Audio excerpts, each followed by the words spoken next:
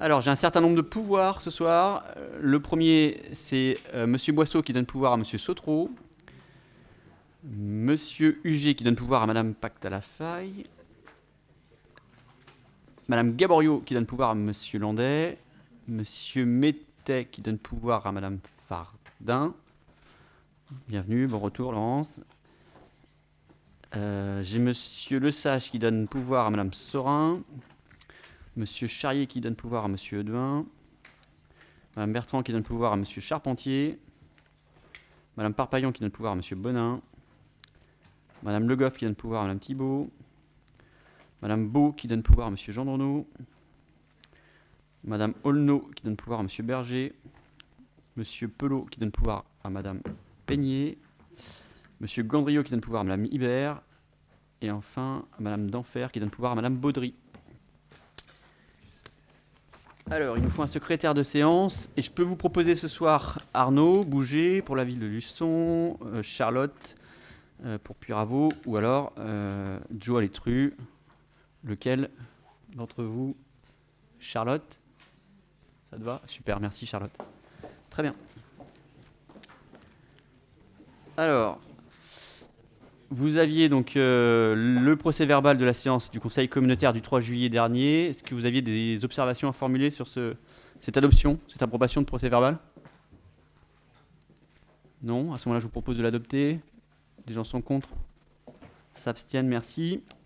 Et vous aviez donc les délibérations à la fois prises par le bureau communautaire et celles prises par moi-même avec une nouveauté. On a, en concertation avec la direction générale, souhaité mettre les montants. Comme ça, puisque la question avait été posée, je crois, par Arnaud il y a quelque temps, vous avez l'ensemble des montants pour les décisions prises à la fois par le bureau et le président. Voilà. Donc ça permet un maximum de transparence et c'est très bien ainsi. Voilà. Et donc, est-ce que vous aviez des questions, Arnaud?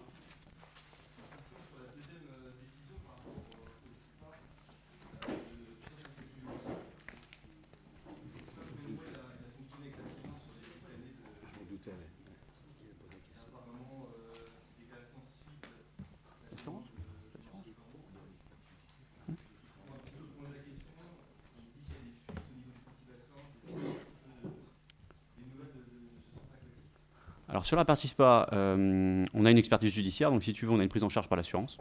Donc là, il n'y a pas de, je dirais pas de souci particulier. Sur le petit bassin, à l'instant T, on n'a pas de, comment dirais-je, de rapport d'expertise ou de signe plus avancé que ça. Voilà, clairement. Donc ce qu'on sait, c'est que le centre SPA, balnéo, tout ça, voilà, c'est en cours. Les travaux vont se faire et on aura quelque chose qui tient la route, remboursé par l'assurance. Pour les problématiques que tu évoques, écoute, moi ça m'est pas encore revenu jusqu'à moi. Mais on note, on verra ça. Oui, Patrice, je sais pas, Patrice, on verra ça. T'as pas d'infos de ton côté?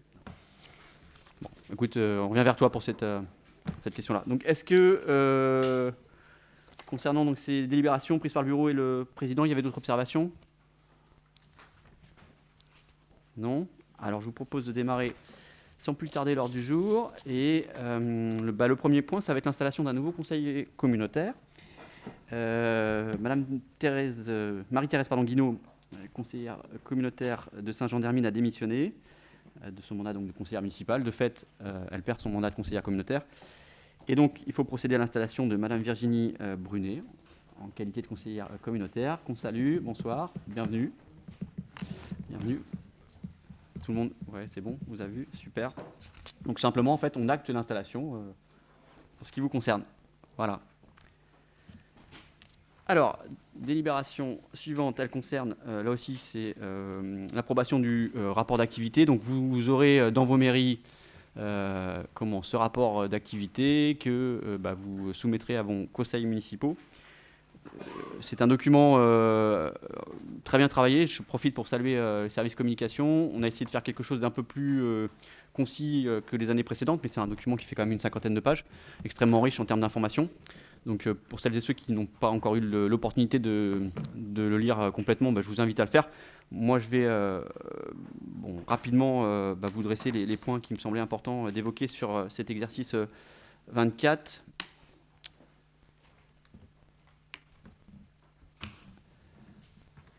Alors, le premier point concerne bien évidemment les finances de la collectivité dans le cadre de ce rapport 24, puisque nous arrivons donc à des dépenses cumulées légèrement inférieures à 94 millions et des recettes qui, elles, dépassent les 98 millions.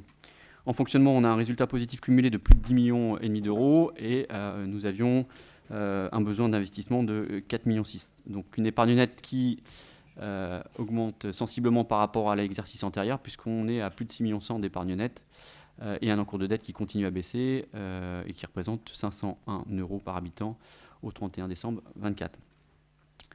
Sur la partie RH, on a des effectifs qui se stabilisent. On est sur l'exercice 24, on était à 239 ETP, ce qui représente, vous le voyez, 265 emplois permanents avec une répartition grosso modo légèrement favorable pour les femmes, 155 pour 110 hommes. Sur la partie communication, on a aussi rafraîchi donc, la charte graphique. On est passé sur un logo tout bleu, que vous connaissez bien maintenant. Et en matière de développement économique, donc, on a procédé à la requalification de l'Épinasse et on a installé donc, la fabrique Sud-Vendée. On a ensuite créé donc, l'agence d'attractivité, Vendée du Sud, que vous connaissez bien maintenant. Et puis, on avait lancé cette année-là la formation locale pour un emploi local. On en est rendu à la 5e session, donc c'est vraiment un bel outil là, qui fonctionne bien. On a encore eu l'occasion, en inaugurant Corallium cette semaine, de voir à quel point les entreprises du Vendéopole sont satisfaites de cette formation qui permet à chaque session d'avoir une douzaine de personnes qui ressortent et qui sont directement embauchées en fait, par les entreprises du Vendéopole. Donc c'est, vous le savez, une action qu'on mène en partenariat avec la région et qui a tout son sens.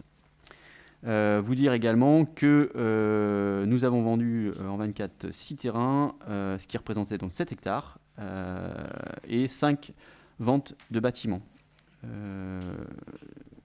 Juste un chiffre un peu plus global, depuis 2020, c'est 7 entreprises qui sont implantées sur le Vendéopole, une 40aine d'hectares de vendus, donc signe de la dynamique, je le disais il y a quelques instants, mais avec Corallium, signe de la dynamique qui existe sur le territoire. En matière d'urbanisme, on a poursuivi sur cette année-là l'élaboration du plan local d'urbanisme intercommunal. Et puis, on a lancé une étude d'adaptation aux risques naturels, à la fois pour anticiper, je dirais, les effets du changement climatique, mais sur 2 volets. Un volet long terme qui consiste finalement à repenser l'aménagement du territoire face, je dirais, à l'élévation du niveau de la mer et la hausse des températures. Et puis un volet plus court-termiste sur la préparation finalement de la gestion des crises liées aux catastrophes naturelles. Donc cette étude, elle est toujours en cours et elle concerne également donc, le recul du trait de côte. 24, ça a été l'élaboration du programme local de l'habitat. Ça a été également le HTH, l'hébergement temporaire chez l'habitant. Là aussi, un dispositif qui fonctionne bien et qui continue à croître. Et puis enfin, ça a été l'implantation de l'aire de grand passage sur la commune de Luçon. En matière de mobilité, nous avons lancé cette année-là 9 études qui vont nous permettre de définir finalement la politique globale de l'Interco en matière de mobilité. Cette politique devrait normalement être actée avant la fin du mandat. Sur la programmation culturelle, donc on a poursuivi et même développé tout ce qui concerne donc les spectacles délocalisés, qui aussi rencontre un succès assez vif. Concernant la lecture publique, ce sont 7 nouvelles structures qui ont intégré notre réseau de bibliothèques, portant ainsi le nombre à 22. Donc ça nous permet effectivement de renforcer notre maillage en matière de lecture publique. Et c'est à peu près une centaine 100 000 documents qui sont aujourd'hui disponibles et accessibles sur l'ensemble de ces bibliothèques. En matière d'enfance-jeunesse, un moment fort avec le renouvellement de la CTG, Convention territoriale globale avec la CAF. On est reparti pour 5 ans. Et également, temps fort également concernant donc, l'arrivée d'une nouvelle animatrice responsable pour le RPE. Et puis toujours notre programme Être et Apprendre dans le cadre des IMS. Vous le savez, ce sont 49 écoles du territoire qui sont accompagnées annuellement et avec une particularité sur l'année 2024, un temps fort qui s'est produit sur la commune de Mareuil-sur-Lay dans le cadre des Jeux Olympiques. Ce sont 1200 élèves que nous avons accueillis sur une semaine des Olympiades. En matière d'environnement, nous avons adopté en 24 notre PAT, donc le plan alimentaire territorial. Nous avons élaboré un guide des producteurs locaux et nous avons aussi approuvé notre schéma directeur des énergies pour 6 ans. Et en matière de bâtiments, la réalisation phare sur cette année 24, ça a été donc la construction du CTI, Centre Technique Intercommunal, pour un peu plus de 2,6 millions d'euros sur Luçon. En matière de déchets, on a poursuivi donc la préparation du passage à la ERI, avec notamment la mise en place de barriérages dans un certain nombre de déchetteries. Et puis, on a finalisé l'enquête en décembre 24, l'enquête de recensement sur le territoire dans le cadre de ce passage à la redevance incitative. Je pense avoir fait le tour très rapidement de ce rapport d'activité qui fait quasi 50 pages. Moi, c'est les quelques marqueurs que je voulais mettre en lumière ce soir. Bien sûr, chacun d'entre vous aura la possibilité de le présenter, puisque c'est une obligation à vos conseils, et d'aller plus en avant dans le détail. En tout cas, une année, encore une fois, assez riche que celle de 2024 sur l'activité de Sud-Vendée Littoral. Voilà, je n'ai pas à être plus long sur ce sujet-là, sauf si vous avez des questions, des observations à formuler.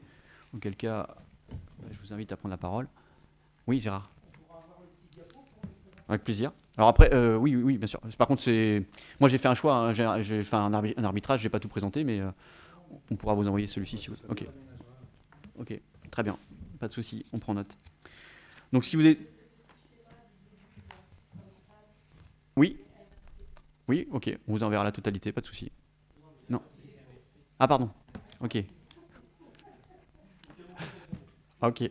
Bon, écoute, on dira ça à Gauvin. On prend note. Merci. Très bien. Donc, ce qui vous est demandé, c'est d'approuver le rapport d'activité 24 de la communauté de communes Sud-Vendée Littoral. Personne n'est contre ou s'abstient. Je vous remercie. Délibération suivante concerne donc une modification, la seconde concernant le budget principal. Elle fait suite finalement cette délibération à la dissolution du syndicat mixte piste routière que nous avions en commun avec Vendée Grand Littoral, qu'on appelait, vous le savez, le fameux Saint-Père. Donc, il a été constaté, donc, suite à la dissolution, un excédent de fonctionnement. Donc, on vous propose d'inscrire 2 959,85 € et donc, dans le même temps, d'inscrire en dépenses dans le compte autre le même montant, tout simplement, pour arriver à l'équilibre. Et puis, on avait un excédent d'investissement. Donc, ce qu'on vous propose, c'est de réduire finalement le déficit global que nous avions précédemment, de le réduire donc de 3 420,68 € et puis d'augmenter les frais d'études du même montant pour arriver à l'équilibre, tout simplement. Est-ce que vous avez des questions? Pas de questions, des gens sont contre? S'abstiennent, merci.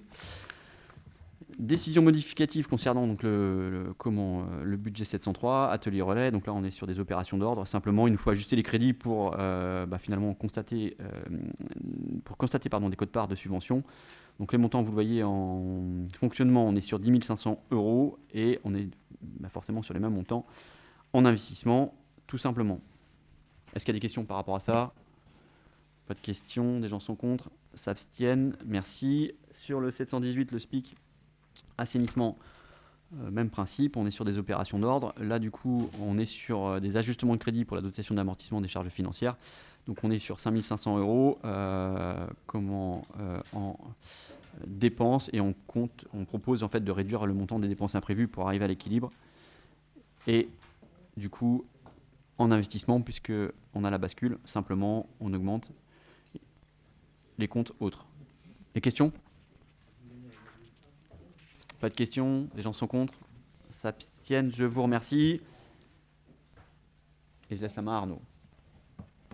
Merci Nicolas. Donc effectivement, le 6e point concerne un bon de commande, un groupement de commandes pour le balayage mécanique des voiries communautaires. Donc on vous rappelle effectivement que c'est une compétence optionnelle dans la gestion et la création des aménagements de l'entretien et de la voirie communautaire.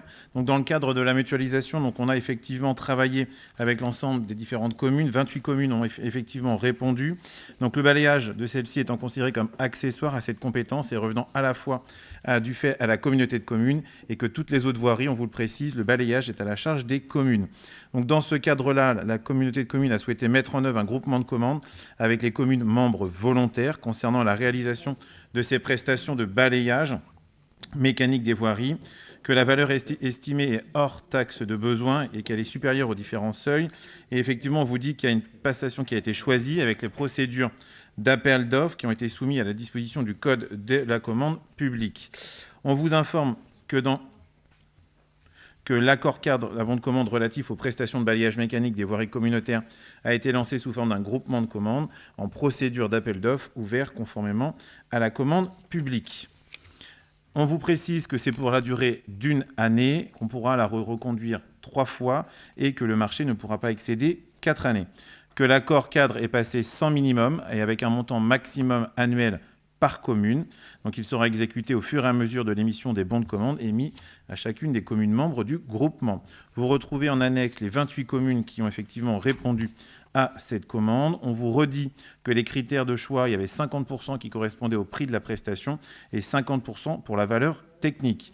On a eu 2 candidats qui ont répondu à cette offre et on a retenu économiquement celle qui était la plus intéressante techniquement et économiquement, la SAS Genet qui se situe à Nallier. On vous précise et on vous rappelle que la ligne principale du marché est le balayage mécanique avec un traitement des déchets, que le tarif qui est proposé sera de 32 € hors taxe par kilomètre, alors qu'à l'heure actuelle, il était de 28,90 € hors taxe par kilomètre. Donc pour un nombre de kilomètres annuels de 312 pour la communauté de communes. Donc le coût serait donc de 10 011 € contre 9 016 € avec le marché actuel, soit une augmentation de 11%. Il est tout de même précisé qu'il n'y a pas de montant minimum dans le marché, ce qui veut dire que ça permet aux communes qui souhaitent de maintenir leur coût. C'est-à-dire que si elles maintiennent le coût, vu que c'est légèrement plus cher, il faudra donc réduire le linéaire. Donc la candidature de l'attributaire pressenti est donc recevable. Elle présente les garanties techniques, professionnelles et financières suffisantes pour exécuter les prestations. Et donc, il est donc décidé d'attribuer le groupement de commandes relatif au balayage mécanique à l'entreprise SAS Genet, située dans la zone des plantes à Nallier, pour un montant annuel et un devis estimatif de 259 534,53 €. J'en ai terminé, Monsieur le Président. Pardon. Est-ce qu'il y avait des questions? Je t'ai lancé. Oui. Pas une question, quelque chose qui me gêne un petit peu dans la formulation de la délibération sous le premier tableau, là, où on entend, on peut lire du moins, il apparaît que l'offre économiquement la plus avantageuse, ça pourrait laisser croire qu'on ne tient pas compte de. Alors, s'il y avait le côté technique et le côté, en fait, on a fait 50%. Alors, bien évidemment, on peut retrouver que dans la valeur technique, c'était redécoupé. Vous pouvez le voir dans le tableau, il y avait la méthodologie pour la bonne réalisation des prestations qui était sur 30 points. Vous aviez 10 points pour l'expérience similaire et il y avait 10 points pour la description des process de matière de gestion et de recyclage des déchets. Parce qu'on sait très bien que le recyclage des déchets, c'est important à l'heure d'aujourd'hui. Donc effectivement, il y a eu une analyse sur ces 3 volets. Mais les 2 volets, voilà, parfois vous avez plus de technique ou plus de côté financier. Là, le choix qui avait été fait en amont, c'était 50% technique, 50% sur le volet technique. Technique et financier. Tu m'as coupé la parole, Arnaud, il n'y a pas de souci. Le souci, c'est pas la délibération, moi je l'ai bien compris, il n'y a pas de souci. C'est juste que le terme économiquement pourrait laisser croire que justement on ne tient pas compte de la technique. C'est juste sur la forme, ce mot-là. Les 2 délibérations qui suivent ont le même mot. Je pense que c'est important de préciser qu'on tient compte de tous les critères, bien évidemment. C'est pas que le mieux disant ou en tout cas le moins disant qui gagne, c'est le mieux disant qui l'emporte. Oui. Sinon, ça ne sert à rien de faire des CAO, quoi. Effectivement. Est-ce qu'il y avait une autre remarque? Non. Donc, je vais donc la soumettre au vote. Est-ce qu'il y a des gens qui s'abstiennent, qui sont contre? Merci à vous.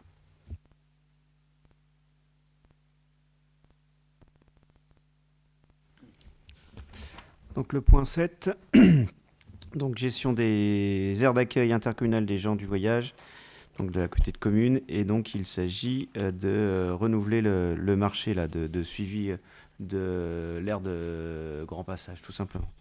Donc le marché relatif à la gestion des aires d'accueil donc intercommunales des gens du voyage a été lancé en procédure d'appel d'offres ouvert. La durée d'exécution du marché public est fixée à 1 an à compter de sa notification. Il peut être conduit tacitement pour une même durée et le marché public peut être reconduit dans les conditions énoncées ci-avant au maximum 3 fois. Donc sa durée globale ne peut pas être supérieure à 4 ans. Ça peut paraître un détail, mais c'est important, parce que quand on travaille avec quelqu'un et où ça se passe relativement bien, parce que c'est toujours relatif, hein, c'est toujours un peu pénible là, les appels d'offres. Donc là, l'appel d'offres, la valeur technique était de 60%, le prix des prestations donc 40%. Donc l'analyse des offres a été effectuée. Celle qui correspond le mieux là, avec les différents critères, donc ça, on ne change pas de prestataire. Donc c'est la société SG2A L'Hacienda, avec qui ça s'est bien passé. Donc le montant annuel, donc il y a un prix global et forfaitaire de 49 800 € pour les 2 aires, c'est-à-dire la gestion de l'aire permanente et l'aire de petit passage qui se trouve sur l'aire de grand passage. Et puis vous avez quelque chose de nouveau, c'est un montant de 10 000 € par an pour la partie à bon de commande. De manière très claire, maintenant ça va être cette société-là qui va faire la médiation pour tous les stationnements illicites sur l'intercommunalité. Et pour chaque grand passage aussi. C'est-à-dire qu'aujourd'hui, lorsqu'il y avait un stationnement illicite, c'était les services de la côté de commune en fait qui faisaient ça, et en l'occurrence Aurélie qui allait sur place. Donc c'est quand même extrêmement lourd hein, comme travail. Donc c'est pour ça qu'il y a c'est 10 000 € supplémentaires par an. Voilà, j'essaie d'expliciter parce que autrement c'est pas super clair comme ça. Est-ce qu'il y a des questions ? Ah bah si il n'y a rien du tout, ça va être Disneyland complètement. Après, la problématique, c'est parce que par rapport à l'Aiguillon, la Presqu'île ou la Côte, ça ne pourra pas s'améliorer dans le sens où on ne peut pas construire une aire de grand passage à cet endroit-là, et de toute façon, ils sont toujours attirés par le littoral. Après, objectivement, et je remercie la commune de Luçon, ça nous permet d'être dans un cadre juridique. Là où je trouve qu'il y a eu un flottement et il faut qu'on revoie un petit peu les choses, c'est le moment où en fait on a fermé l'aire de petit passage, donc début mai, et le moment où on a ouvert l'aire de grand passage avec les premiers mouvements. Où là c'était vraiment c'était quand même, je mesure mes propos, c'était quand même un peu le bazar, quoi. On va dire ça comme ça. Parce qu'ils ne savaient pas où, ils allaient un peu n'importe où. Donc il y a quand même du mieux, c'est-à-dire que l'aire de petit passage, ici, ils y vont. L'aire de grand passage, c'est pareil, on n'a pas eu de problématique comme sur d'autres territoires où ils ont refusé d'y aller parce qu'ils s'estimaient que ça allait pas. Il y a eu un petit débat sur l'épaisseur de l'herbe, parce que vu comme elle était juste semée, c'est sûr que c'était pas un super gazon, mais finalement ils y sont allés. Et je tiens quand même à souligner aussi le travail de Monsieur Le Seigneur, qui est le référent à l'échelle départementale et finalement qui permet de simplifier finalement les relations avec les gens du voyage. Mais comme je dis souvent, c'est important qu'on ait le cadre, donc on l'a, mais ça ne sera jamais un long fleuve tranquille, clairement. Et sur la partie littorale, malheureusement, il y a le zonage aussi des terrains, et tout au sud de Luçon, on est en zone Natura 2000, donc c'est compliqué. Et j'entends aussi que ça peut être pénible, parce que ça se répète tous les étés.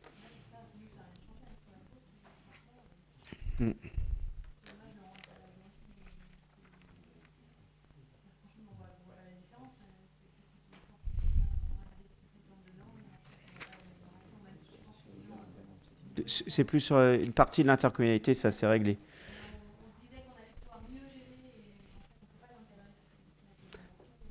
Ce qu'il y a, c'est que c'est compliqué lorsque vous avez aussi des privés qui mettent à disposition certains terrains, quoi. C'est ça en fait la problématique, c'est qu'on ne peut pas leur interdire, quoi. Et ça met le bazar aussi. Oui, il n'y a pas que ça, mais entre autres.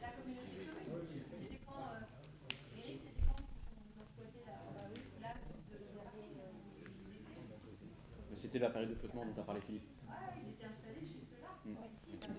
Et ça, quand je fais le bilan, en fait, honnêtement, là où je pense, et on en a déjà discuté en bureau et même avec les maires concernés, et je pense qu'il faut vraiment qu'on revoie la transition entre la fermeture de l'aire de petit passage, qui est vraiment un moyen aussi qui ne s'installe pas n'importe où là, pour certains groupes. J'ai dit certains groupes, parce qu'il y en a certains qui ne veulent pas payer. Donc de toute façon, c'est compliqué, hein, il faut toujours un peu partout. Et le moment où on ouvre l'aire de grand passage, parce que là, il y a une période de flottement, en fait, de mois. Et là, c'était quand même... Enfin, faut le dire, hein, pour les gens, c'était tendu, quoi, parce que c'était insupportable. Enfin, Dominique, tu pourras en parler, mais c'est pas simple. Je préfère pas. Bon, voilà. Mais il y a quand même du mieux, mais j'ai pas de baguette magique non plus, quoi. On essaye de faire au mieux. Je trouve qu'il y a du progrès, mais il y aura toujours des difficultés. Là, c'est clair. Par exemple, sur l'aire de grand passage, le fait de mettre des toilettes, ça, c'était quand même mieux. Ça a permis de réduire tout ce qu'on pouvait trouver aux alentours. C'est-à-dire que les femmes et les enfants allaient vider quand même les pots de chambre, entre guillemets, dans ces toilettes. Mais progressivement, on va y arriver, quoi. Mais bon. Ça ne réglera pas tout, ça ne sera jamais un long fleuve tranquille. Oui.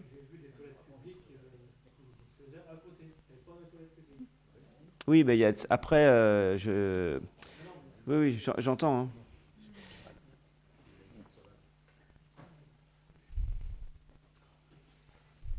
C'est une délégation, au moins il y a de la vie. Voilà. Qui dit vie, dit odeur, dit... Est-ce que par rapport au marché, il y a d'autres questions? Des oppositions? Des abstentions? Je vous remercie. Merci Philippe. Le point numéro 8 concerne donc l'adhésion à un groupement de commandes pour l'acquisition d'un kit Microfolie. Ça concerne, vous le savez, la gestion du site Vrignot à Luçon. C'est bien la société publique locale, Vendée du Sud, qui va gérer ce site demain. Mais dans le cadre de ce partenariat, le prestataire nous demande que ce soit Sud Vendée Littoral, donc la collectivité qui adhère, pour des raisons de statut. C'est plus simple pour eux que ce soit la Comcom qui adhère. Donc l'idée, c'est effectivement de constituer donc un groupement de commandes pour la livraison et le montage des kits de la Microfolie, qui sera donc logiquement opérationnel, si tout va bien, en tout début d'année prochaine. Voilà. Donc l'idée, c'est d'adhérer au groupement de commandes, tout simplement. Des questions par rapport à ça? Pas de questions? Est-ce que des gens sont contre? S'abstiennent? Je vous remercie. Et je laisse la main à Eric. Bonsoir tout le monde. Je vais vous passer une série de délibérations qui, d'habitude, sont présentées par notre ami Bruno. Première délibération, donc le point 9, attribution d'une subvention d'aide immobilière pour l'entreprise Papoter. Ouais, j'en bois pas de thé, par contre. Quand même. Mais on papote. Mais ça papote aussi. Ouais. Donc, papoter. Madame Virginie Ouvrard, qui a lancé cette activité en 2019, et puis qui présente un salon de thé, café, épicerie fine itinérant sur les marchés hebdomadaires de Saint-Jean-d'Hermine et puis de Luçon. La gérante a ouvert un magasin de 27 mètres carrés. Et puis là, elle souhaite développer son activité. Donc, elle a un projet d'aménagement pour un nouveau local d'une superficie de 160 mètres carrés avec un jardin privatif de 500 mètres carrés sur lequel elle proposera des concerts et autres événements culturels. Donc, son budget global prévisionnel est de 90 000 € hors taxes. Bien sûr, tout n'est pas subventionnable par rapport à l'éligibilité des aides financières numéro 2 de notre attribution. Donc, le montant qui est subventionnable est de 80 282 €. Et le montant maximum de la subvention, donc elle peut prétendre à 15 000 € d'aide. Est-ce que vous voulez des précisions ? Donc, je vous propose d'accorder cette subvention pour un montant de 15 000 € à l'entreprise Papoter. Qui est contre? Qui s'abstient? Merci. Seconde délibération, point 10. Attribution d'une subvention. Alors, on revient avec la société GT Tri, qui ont... alors, c'est l'entreprise Guyonnet de Nallier, qui ont le balayage que Arnaud a présenté tout à l'heure, obtenu le marché. Donc, c'est une entreprise qui se développe énormément dans la gestion des tris et la revalorisation des déchets des constructions. Donc, sur le groupe situé sur la commune de Nallier compte actuellement 25 salariés et prévoit un recrutement de 5 nouveaux collaborateurs d'ici 3 ans. Donc, il y a 2 phases de développement. Une première phase prévue en 2025, un agrandissement du site avec 2 extensions de bâtiments. 1000 m² destinés au tri de déchets, puis 400 m² pour augmenter la capacité de réception et créer une nouvelle zone de stockage des matériaux destinés au réemploi. Et ensuite, ils auront une seconde phase à plus long terme, qui est la création d'une matériothèque. Alors, c'est des matériaux de déconstruction qui sont remis en circulation pour retourner dans la construction. Le budget global prévisionnel est évalué par l'entreprise à 1 600 000 € hors taxes pour la phase 1. L'assiette des dépenses immobilières éligibles est environ de 240 000 €. Donc le projet de développement ne correspond qu'à un seul critère, parce que le critère emploi ne peut pas être pris en compte. En effet, il y a un seul des 5 recrutements qui est prévu pour le groupe concernant la société GT Tri. Au regard de l'intérêt de ce projet et conformément à l'article 13 du règlement d'intervention du dispositif numéro 1, il est proposé à l'Assemblée de déroger aux critères d'éligibilité relatifs à la création d'emplois et d'accorder une subvention de 40 000 € à l'ASI Saint-Michel pour l'extension des bâtiments et de 1000 m² et les 400 m² de zone de stockage. Est-ce que vous voulez des précisions ? Donc, je vous propose que nous puissions accorder en application de l'article 13 du règlement, la subvention de 40 000 € à la SCI Saint-Michel. Qui est contre ? Qui s'abstient ? Merci pour eux. Point 11, c'est une cession de terrain sur la commune de la Réorte au lieu-dit de l'engraisserie. Madame Noémie Legal, qui est porteur d'un projet pour une activité élevage de chèvres. Donc, c'est porté acquéreur des terres qui sont en périphérie de l'engraisserie. Alors, on a un détail de zonage dans la délibération que vous avez pu voir. Pour un total, il y a plusieurs parcelles, il y a un total de 172 710 m². Un petit astérix parce qu'en réalité, il y aura un passage de géomètre et on va réduire cette surface cessible pour la station de pompage. Alors, l'estimation à peu près de 1700 m² qui resterait autour de la station de pompage et qui ne serait pas du coup vendue et qui resterait dans l'assiette foncière de la collectivité. Donc c'est pour ça qu'il y a cet astérix-là. Alors ce qu'il faut voir, c'est que les domaines ont évalué les terrains entre 27 et 31 centimes, suivant les zonages, les parcelles, etc.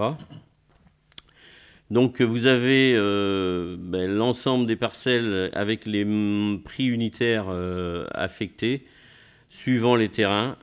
Et puis les 172 000, enfin il y aura moins, il y aura 171 000 m² à peu près environ, qui seront cédés pour l'activité de Madame Le Gall. Est-ce que vous voulez des précisions, des remarques ? Cette terre-là a été actuellement louée avec un bail précaire pour les roulottes. Et puis, parfois, on avait du mal à les faire entretenir aussi. Donc, le fait de les vendre pour une activité agricole, c'est pas plus mal, je pense. Des précisions, des remarques ? Je vous propose d'autoriser Monsieur le Président à signer l'acte notarié et puis de procéder à la vente de ce qu'on vient de présenter. Qui est contre ? Qui s'abstient ? Merci. Le point 12, cession d'un terrain communautaire d'une emprise foncière de 50 000 m² sur la commune de Saint-Jean-d'Hermine. Alors là, c'est une magnifique vente et c'est dans le développement économique.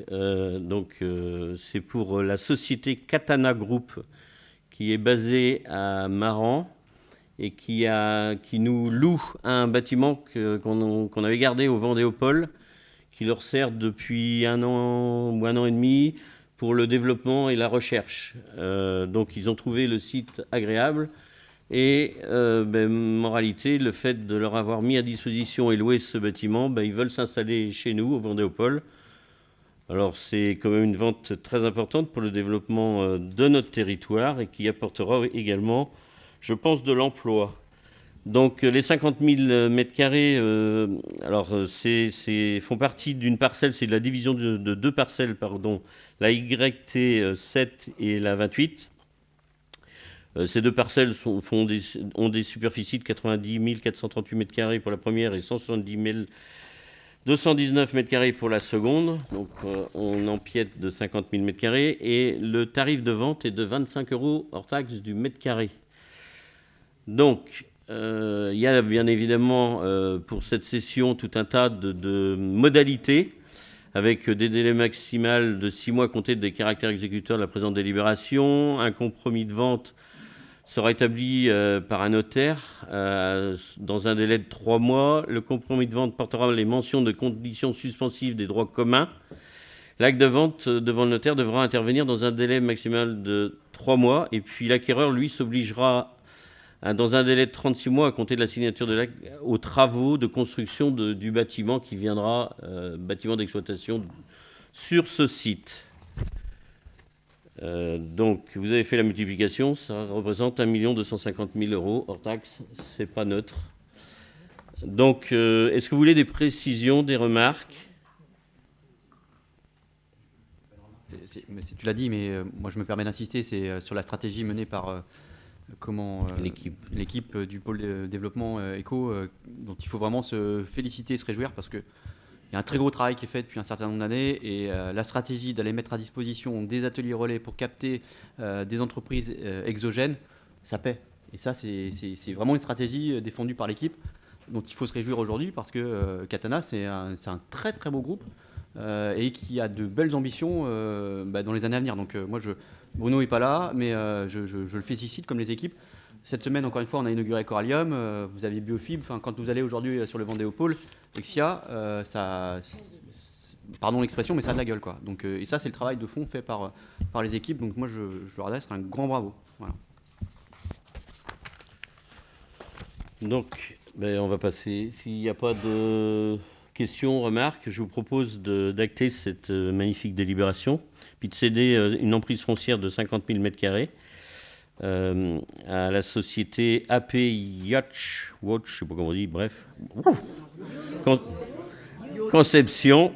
Katana Group, c'est plus simple. Avec la faculté, bien sûr, de se substituer par toute personne morale mandatée par elle, au prix de 25 € du mètre carré. Comment ? Il a pas dit. Qui est contre ? Qui s'abstient ? Je vous remercie. Je navigue en eau trouble. Le point 13, cession d'un terrain communautaire cadastré ZM 120, c'est 5 rue de l'Avenir, dans la zone d'activité économique des Noëls. Alors c'est pour une entreprise artisanale, l'Anglais Frères, qui réalise des enduits de façade sur la commune des Manille-Régnier. Donc, on est sur un terrain de surface plus réduite, bien sûr, adapté à leur activité. Donc, c'est un terrain qui fait 1002 mètres carrés, pas 1200, 1002 mètres carrés. Et le prix unitaire est, lui, de 20 € du mètre carré. Il y avait eu tout un travail, zone par zone, pour établir des prix unitaires correspondant à des secteurs plus ou moins attractifs. Donc là, on est sur une valorisation de 20 € du mètre carré, soit un montant de 20 040 € hors taxe pour l'acquisition de cette parcelle. Est-ce que vous voulez des précisions ? Non. Donc je vous propose de procéder à la vente de cette parcelle ZM 120 au 5 rue de l'Avenir dans la zone d'activité économique Les Noëls sur la commune des Manille-Régnier pour une superficie de 1002 mètres carrés à la société L'Anglais Frères au prix unitaire de 20 €. Qui est contre ? Qui s'abstient ? Je vous remercie. Point 14, cession de terres agricoles pour sur la commune de Sainte-Gemme-la-Plaine à l'EARL Lagrange. Alors, Là, on est une demande de M. Bernard Nollet, gérant de l'ERL, et qui se porte acquéreur d'une surface de 145 000 m², enfin 540, pardon, sur la commune de Sainte-Gemme. Et on avait une estimation des domaines à 46 centimes. Donc la superficie globale, d'ailleurs, elle est différente de... Il y a 1000 m² d'écart là, sur la délibération, je ne sais pas... J'ai pas fait le total, donc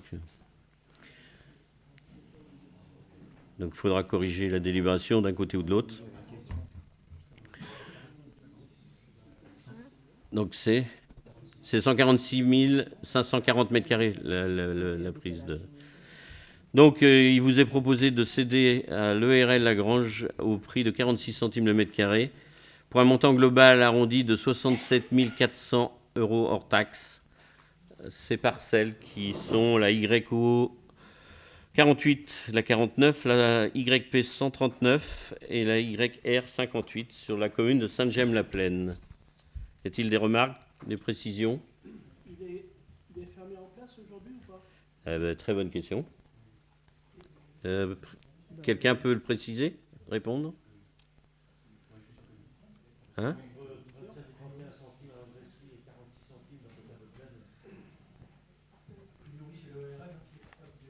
Ouais. Donc il est en place. Alors l'écart de prix entre la réorte et ici, il y a les domaines. Et puis d'un côté on a des prairies, puis là il y a sans doute des terres céréalières. D'autres remarques, questions? Donc je vous propose d'acter cette délibération, de céder les parcelles cadastrées telles que nous avons vues pour une surface que je vous ai donnée précédemment. On a 146 540 m², donc pour un montant arrondi de 67 400 € hors taxe. Qui est contre? Qui s'abstient? Je vous remercie. Point 15, toujours une vente de biens immobiliers.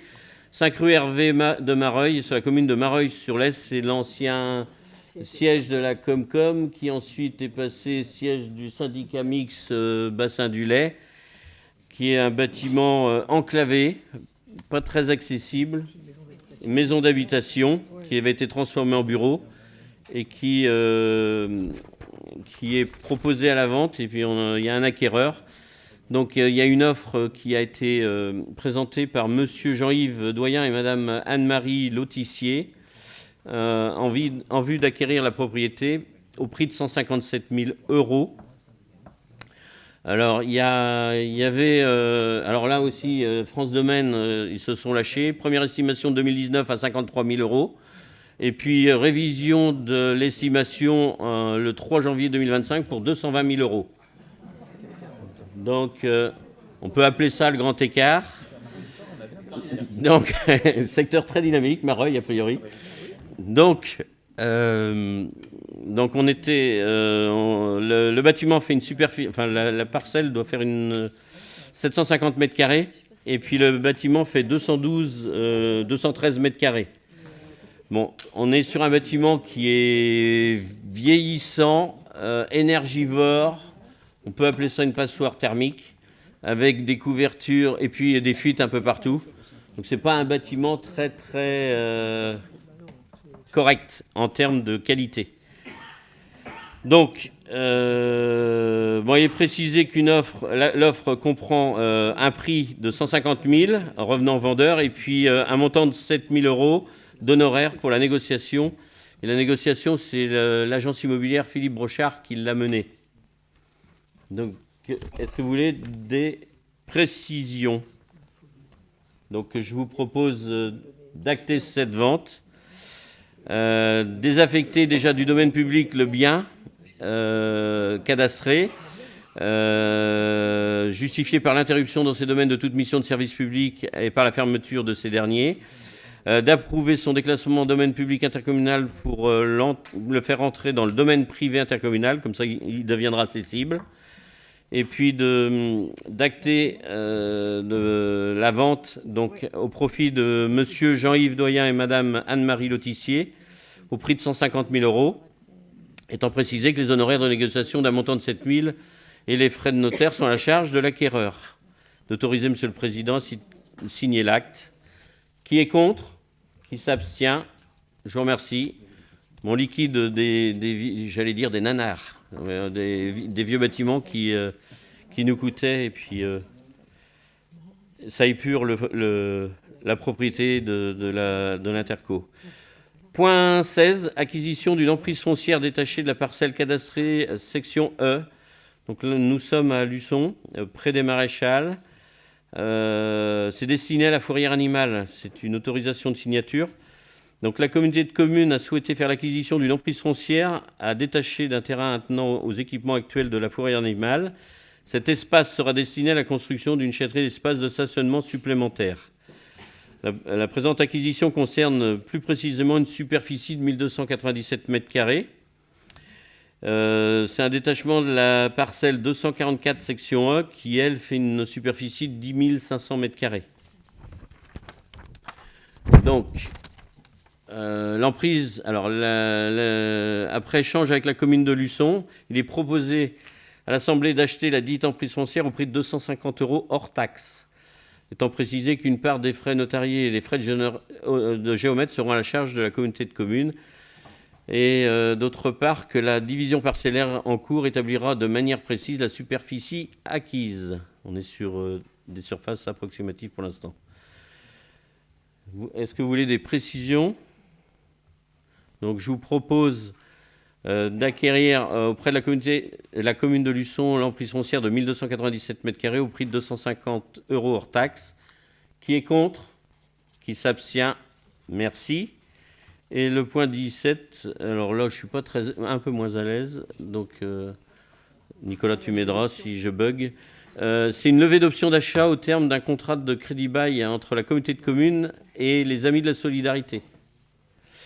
Donc, je vous rappelle que la communauté de communes du Pays de Saint-Hermine a signé le 20 décembre 2010 un contrat de crédit-bail avec l'association Les Amis de la Solidarité concernant un terrain maraîcher avec serre couverte et figurant au cadastre sous la référence section ZP 157, Chavigny, sur la commune de Saint-Gemme-la-Plaine. L'association y a développé une activité de maraîchage solidaire pour accompagner les personnes en situation de précarité.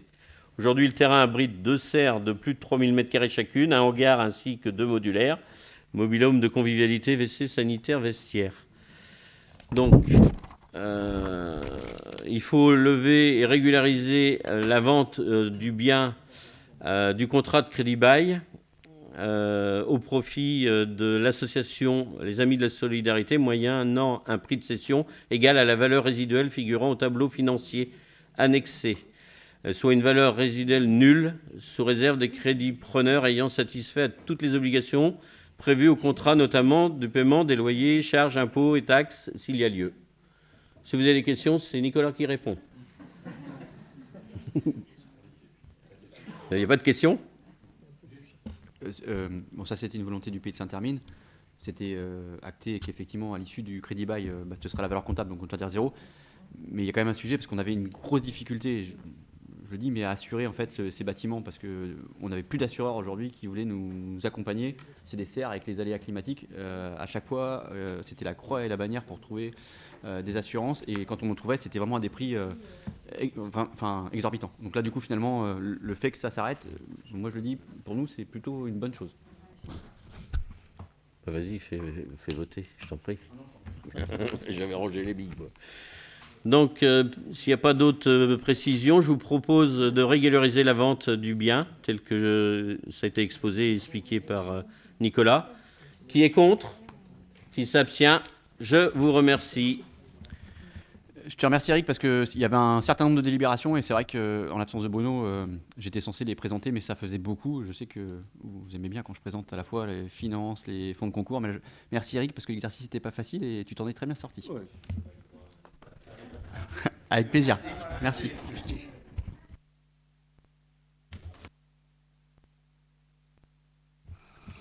On est sur la 18e délibération, donc c'est le retrait de délégation d'exercice du droit de préemption urbain à la commune de Saint-Jean-d'Hermine sur le secteur d'intervention de l'établissement public foncier de la Vendée. Bon, ce sont des délibérations que vous avez l'habitude de connaître, hein. Donc la communauté de communes a passé une convention en 2024 avec la commune de Saint-Jean-de-Beugnier, aujourd'hui Saint-Jean-d'Hermine, et l'établissement public foncier de la Vendée, donc l'EPF, pour la réalisation d'un projet de résidence sociale île au cœur de village. La convention contenait précisément trois parcelles à l'origine. À cet effet, donc le 19 décembre 2024, la communauté de communes a retiré la délégation d'exercice du droit de préemption urbain à la commune de Saint-Jean-d'Hermine pour les 3 parcelles, donc, et délégué ce même droit de préemption urbain pour le dit secteur à l'établissement public foncier de la Vendée. Compte tenu du fait d'une nouvelle parcelle donc, cadastrée AB 217, Cise-le-Boul, d'une superficie de 31 mètres carrés, a été ajoutée aux 3 parcelles déjà retenues de la dite convention. Il convient désormais de procéder en la matière en retirant le droit de préemption urbain à la commune de Saint-Jean-d'Hermine pour cette nouvelle parcelle avant de la transférer à l'établissement public foncier de la Vendée, donc l'EPF. Donc on vous demande d'approuver le retrait donc, de la délégation attribuée à la commune de Saint-Jean-d'Hermine au profit, donc, de retirer le retrait déjà à la commune de Saint-Jean-d'Hermine, en matière de droit de préemption urbain. Pas de questions, je présume, non? Très bien, on se soumet à votre vote. Qui est contre? Qui s'abstient? Voté à l'unanimité, merci. La 19e délibération, donc la suivante, c'est justement le fait maintenant de déléguer donc, cette même parcelle à l'établissement public foncier de la Vendée, donc sur la commune de Saint-Jean-d'Hermine. Donc je ne relis pas bien sûr tout le laïus. Donc proposer de déléguer donc, l'exercice de droit de préemption urbain à l'EPF, donc sur cette parcelle cadastrée de Saint-Jean-d'Hermine, et pour la durée de la convention précisée. Avez-vous des remarques? Non, bien sûr. Je soumets à votre vote. Qui est contre? Qui s'abstient? Merci. Voté à l'unanimité. La 20e délibération, la société Descons, donc autorisation environnementale, c'est un avis sur les incidences environnementales notables du projet. Donc la société Descons, c'est une société qui consiste en la création d'un centre de collecte, transit, tri et traitement de déchets métalliques non dangereux sur le pacte d'activité, bien sûr, du Vendéopole de Saint-Jean-d'Hermine. Le dossier demande une autorisation environnementale déposée par la société pour ce projet. Le préfet de la Vendée a décidé d'une consultation publique entre le 20 août et le 20 novembre 2025 relative à la demande de la société en vue d'obtenir l'autorisation environnementale d'exploiter le centre de collecte, de transit, de tri et de traitement des déchets métalliques non dangereux. Donc on vous demande donc, de donner votre avis sur ce projet au regard des incidences environnementales, notamment sur le territoire de Sud-Vendée littoral. Je ne sais pas si vous avez eu l'occasion de regarder le dossier. Est-ce que vous aviez des remarques particulières? Il y avait une remarque, la consultation a commencé il y a 2 semaines, et le réunion public, là, il y a des riverains qui se sont manifestés pour avoir des éclaircissements. C'est vrai qu'il y a des inquiétudes des riverains, parce qu'il y aura la délégation, il y a déjà l'IGO qui s'est installé, mais l'IGO qui fait du bruit. Et là, ce sont des cuisines. Donc, il y a quelques réticences des riverains qui sont légitimes. L'entreprise a elle-même présenté son projet, mais il y a quand même quelques par rapport à ça. Bon, on est bien d'accord, c'est un endroit industriel, donc les implantations d'usines peuvent se faire, mais il y a quand même des remarques structurales. Et puis ça fait sens avec l'implantation de Corallium, quoi. Oui, c'est ça, oui. En fait, Ça fait sens avec l'implantation de Corallium, en fait. Ouais. Parce qu'aujourd'hui, ils vont collecter des déchets, Corallium va les fondre, et puis ils vont être transformés chez Millet ou à côté, donc c'est top. Il n'y a pas de souci, mais avec les riverains, Ah oui. Voilà. on est à 400 mètres des riverains, donc il y aura des remarques. Et puis l'entreprise est bien, on vous demande d'émettre un avis favorable sur ce dossier. Est-ce qu'il y a d'autres remarques ou objections? Donc on le soumet à votre vote. Qui est contre? Qui s'abstient? Voté à l'unanimité, merci. La 21e délibération, donc c'est le Conseil de développement, dont on remercie la présence d'éminents membres autour de la table ce soir. Donc c'est la présentation du rapport d'activité donc, pour 2024. Ce que je vous propose de faire, c'est de le parcourir rapidement, mais de le parcourir malgré tout. Vous dire que bien sûr le Conseil de développement aujourd'hui est constitué de 22 membres au sein de son conseil d'administration.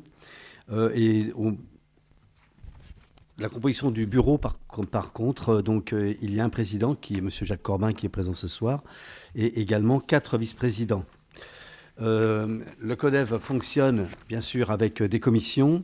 Il y a donc 3 commissions au sein du CODEV et une commission communication.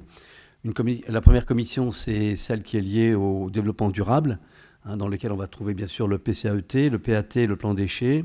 La deuxième commission, c'est vie du territoire, avec le SCOT à l'intérieur, donc aujourd'hui, SCOT et PLUI, habitat, mobilité, eau et développement économique et numérique. Et la troisième commission, c'est le service à la population, tout ce qui concerne la santé, le social, l'enfant-jeunesse, la culture et le sport. Et le groupe communication, qui effectivement œuvre, lui, pour prôner ce que fait le CODEV aujourd'hui au sein du territoire.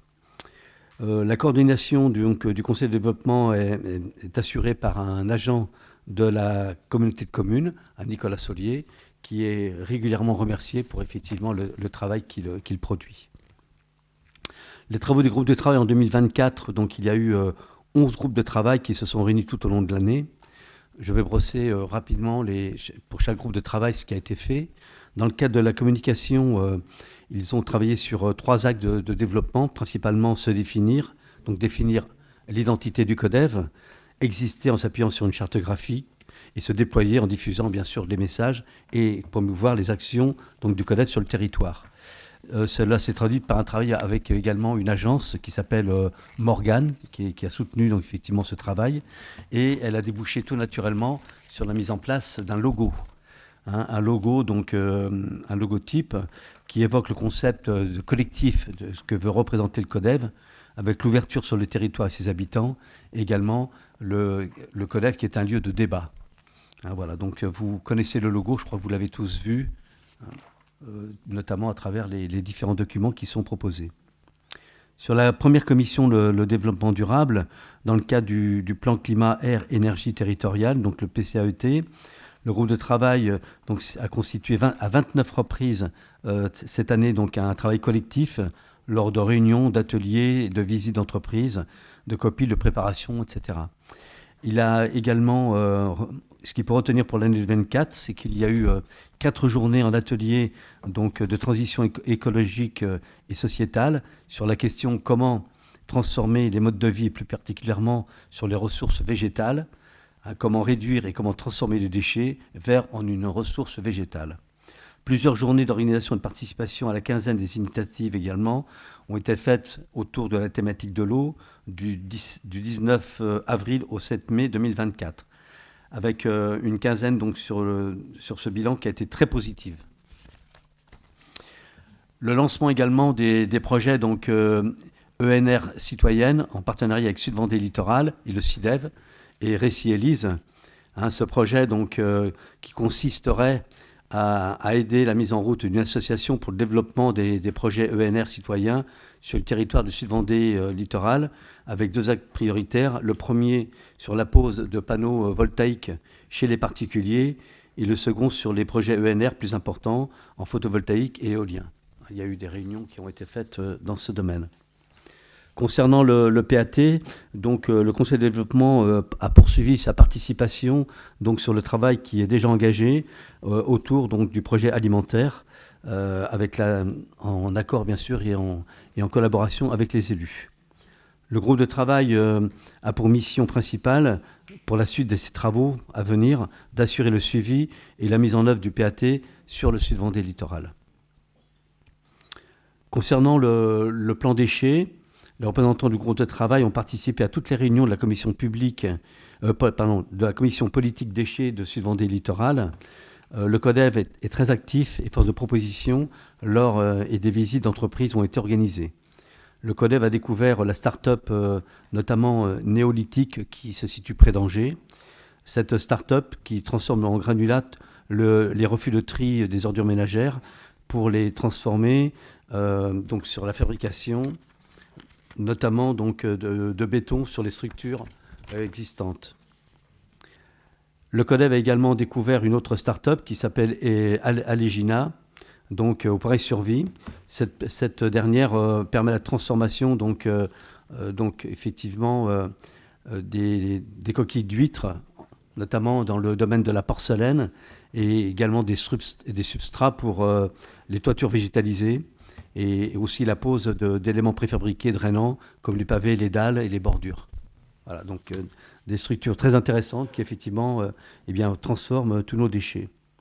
Le CODEV a joué un rôle important auprès des élus sur les sujets qui concernent effectivement notamment la redevance incitative et puis la mise en place de celle-ci. Il s'inquiète par contre et s'interroge aussi sur certains sujets concernant la redevance incitative, sur lesquels nous travaillons actuellement bien évidemment au sein de la communauté de communes, avec cette mise en place qui sera effective au 1er janvier 2026. Les interrogations qu'ont naturellement également nos habitants, bien sûr. Sur la commission 2, donc vie et territoire, concernant donc le PLUI, le groupe de travail, bien évidemment, a formalisé également un rapport d'analyse après 7 réunions de travail concernant le PLUI. Il insiste sur la nécessité d'un règlement d'urbanisme clair, lisible et souple et compréhensible pour tous. Il appelle à une vigilance particulière sur les zonages à venir et sur leur compatibilité avec les réalités locales et les enjeux climatiques notamment. Le CODEV a émis un avis défavorable dernièrement concernant le PLUI. On l'a évoqué donc cette semaine en réunion de conférence des maires que nous avions. On va retravailler dessus d'ailleurs. Dans le cadre du plan local de l'habitat, l'activité du groupe de travail a consisté à suivre la montée en charge du guichet unique de l'habitat.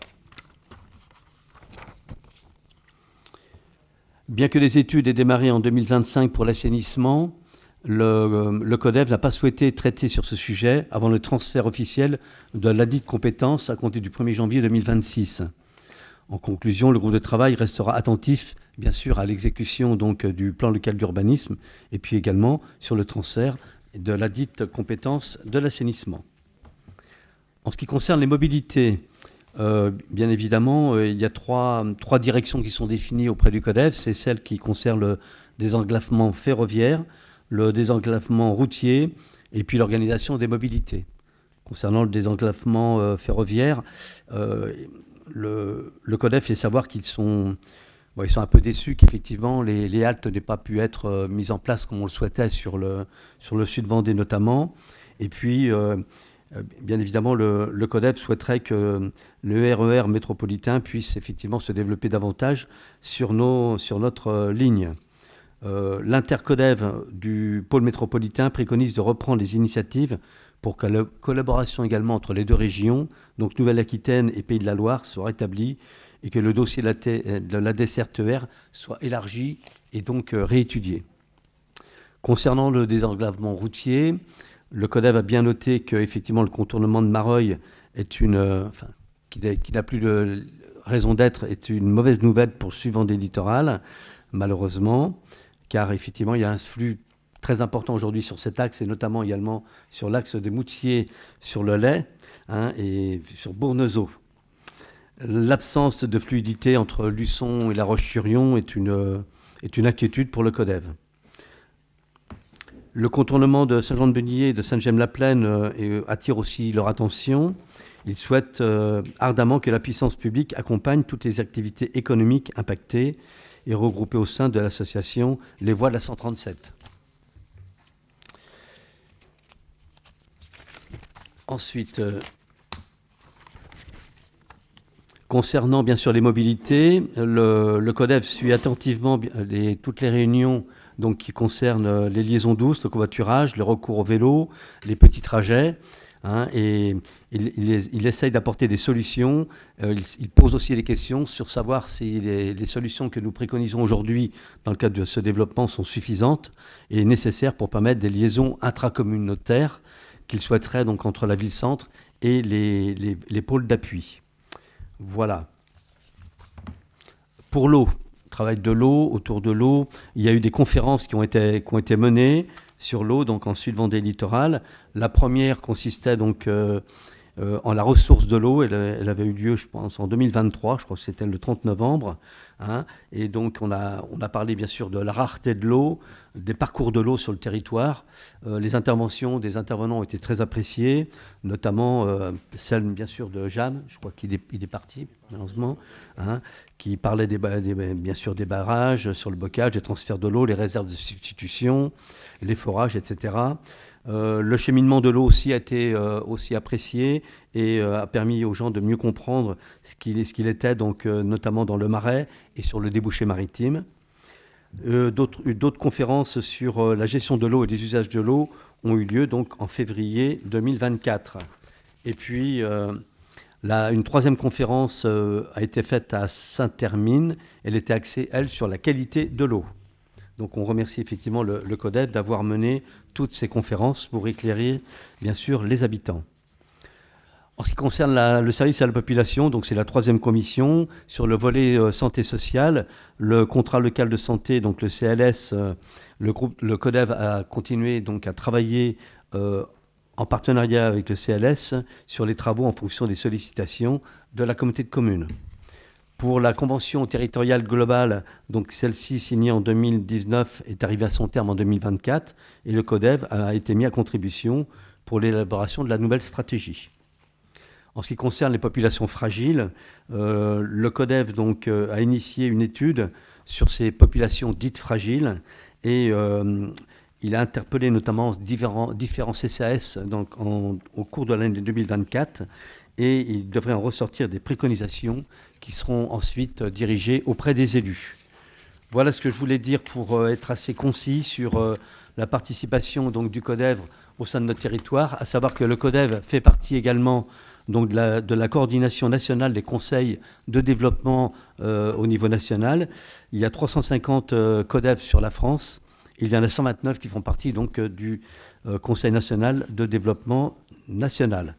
Voilà ce qu'on pouvait dire succinctement sur les activités donc, du CODEV et qu'on leur remercie bien sûr de leur participation et de l'éclairage qu'ils font autour de nos instances et de nos commissions.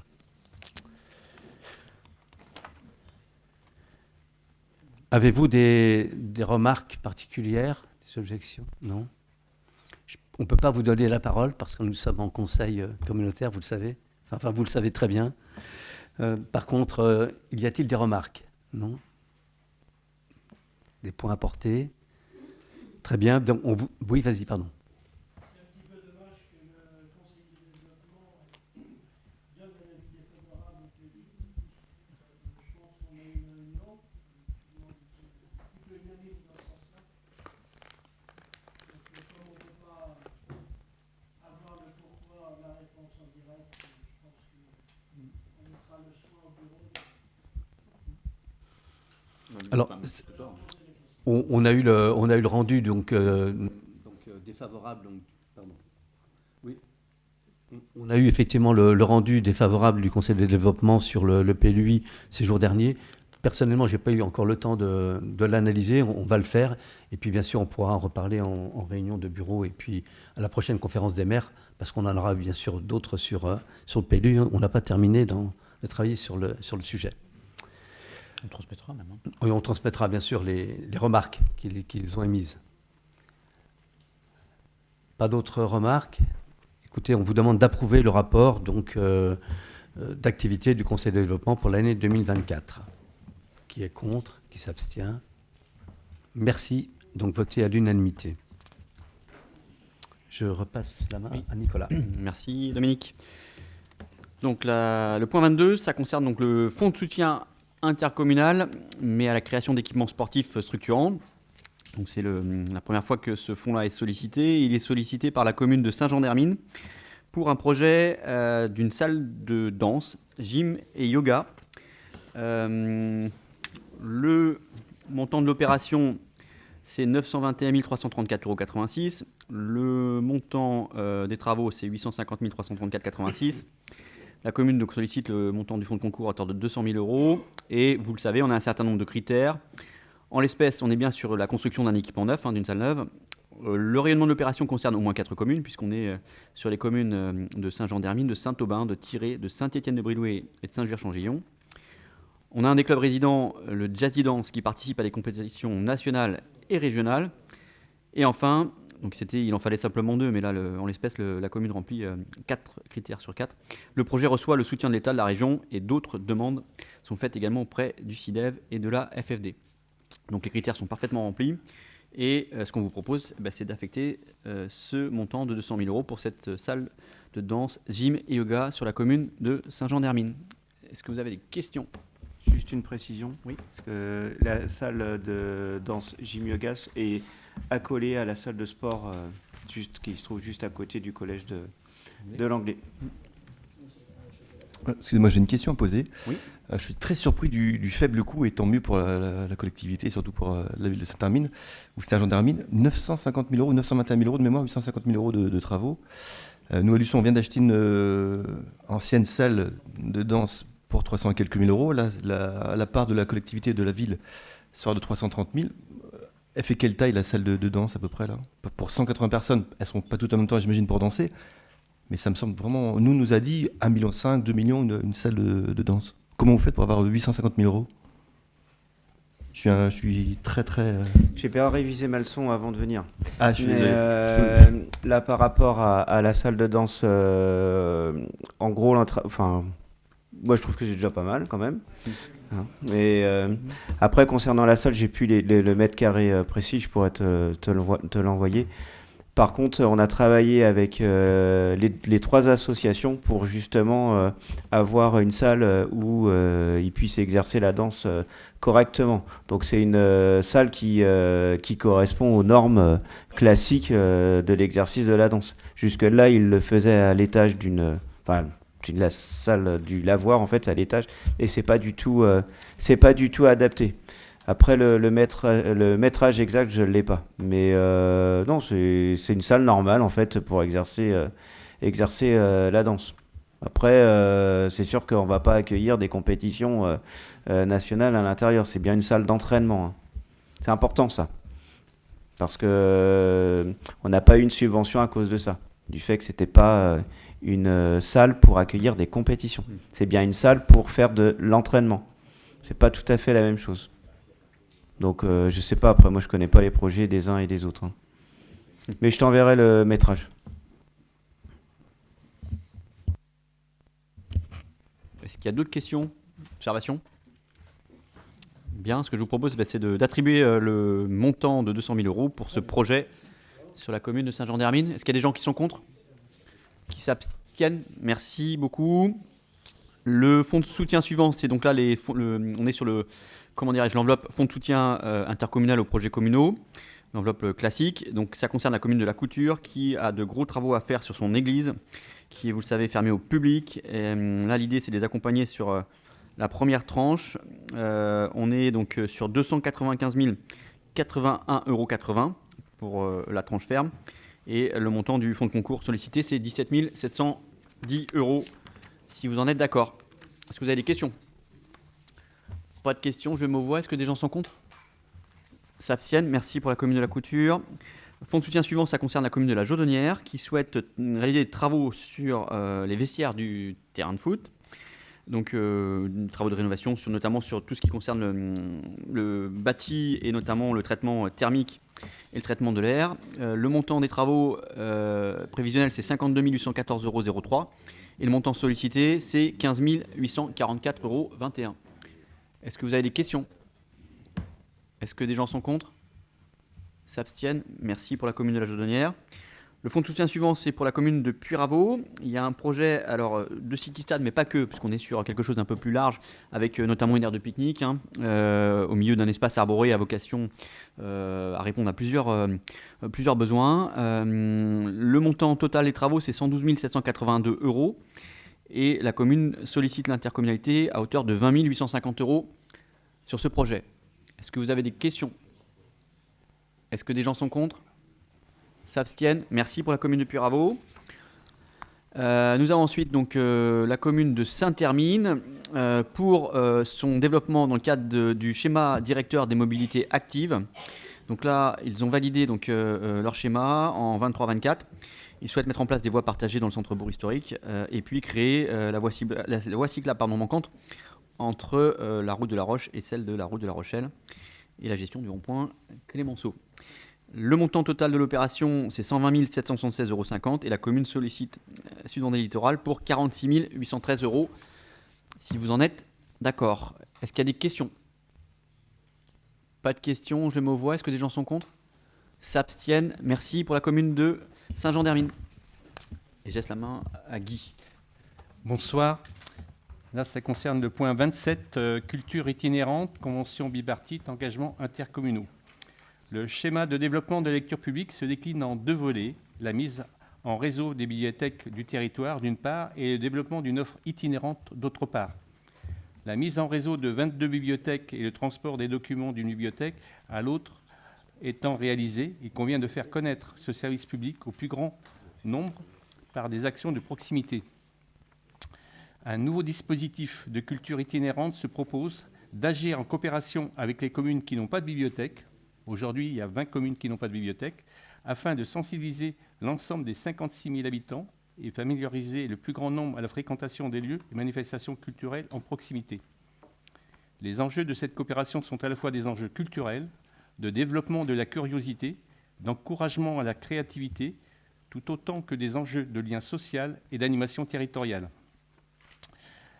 Cette coopération prend la forme d'un programme sur 3 ans, année scolaire, sur lequel s'engagent mutuellement communautés de communes et communes volontaires. Il y a eu un appel à projet cet été, il y a actuellement 6 communes qui ont déjà répondu, et qui permettra à chacune des communes de bénéficier des modules suivants: culture itinérante, accompagnement au projet communal, intervenant artistique en proximité. Une convention bipartite décrivant les objectifs et contenus de chacun de ces modules fixera les engagements de chacune des parties. Y a-t-il des questions?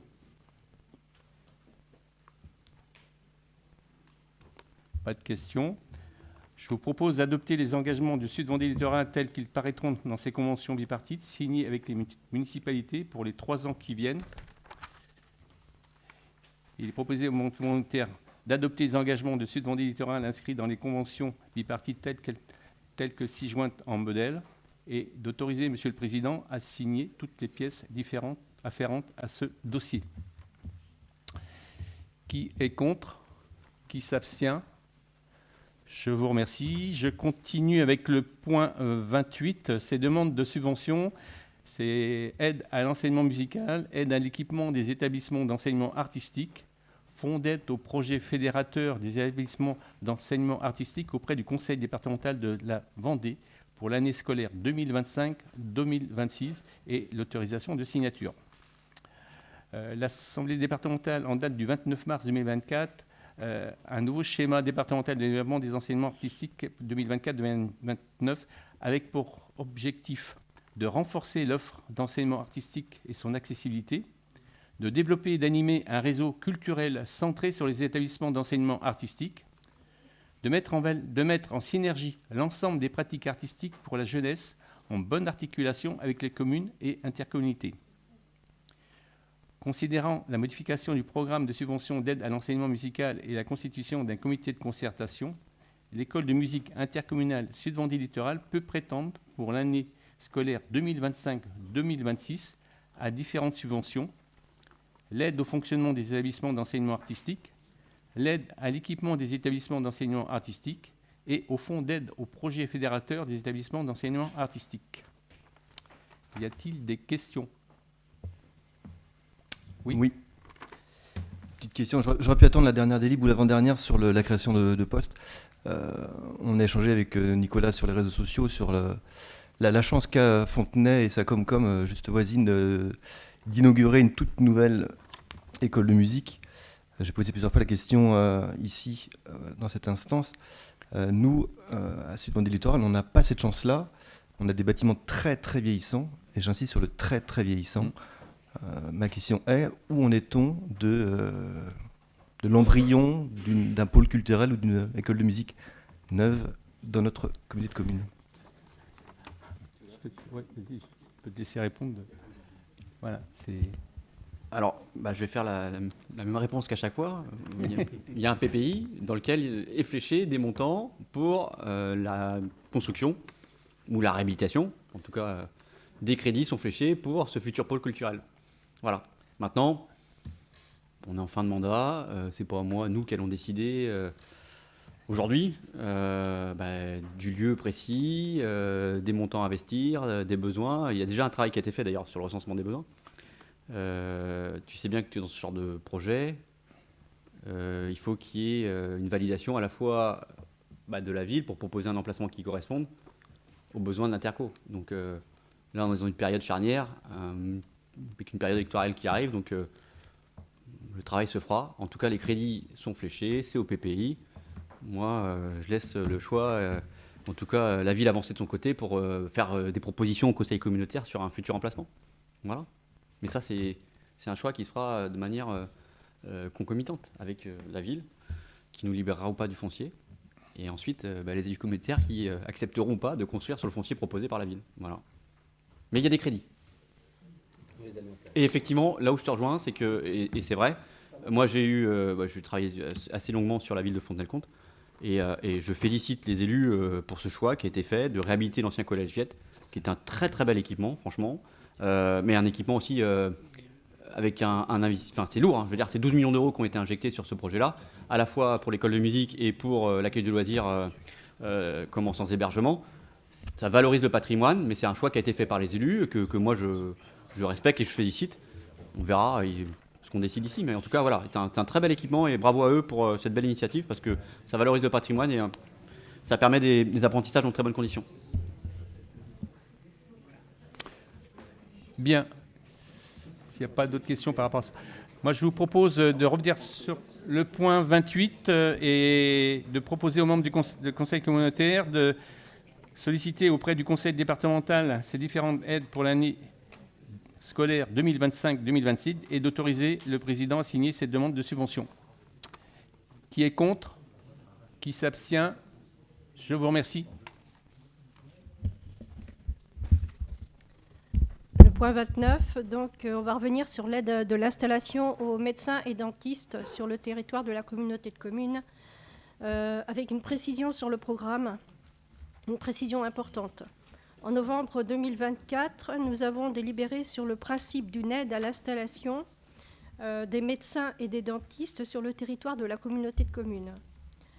Le 12 mai 2025, la préfecture nous a alertés sur les dispositions d'un nouveau décret qui prévoit un dispositif visant à lutter contre le nomadisme médical.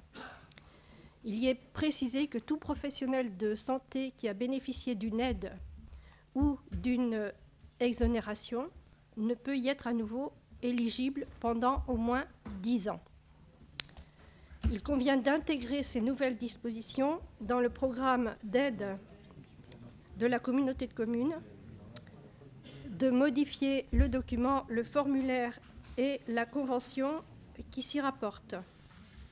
Les autres dispositions restent inchangées. Donc, je vous demande de prendre acte des nouvelles dispositions créées par ce nouveau décret. Est-ce que vous avez des questions? Est-ce que ça vous interpelle? Non? Alors, je vous demande de réserver l'aide à l'installation des médecins et dentistes sur le territoire de la communauté de communes aux professionnels de santé n'ayant jamais bénéficié d'une aide ou d'une exonération dans un délai inférieur à 10 ans. De modifier en conséquence le règlement, le formulaire et le formulaire de demande et la convention qui se rapportent à ce même programme d'aide. Est-ce qu'il y a des oppositions? Des abstentions? Merci.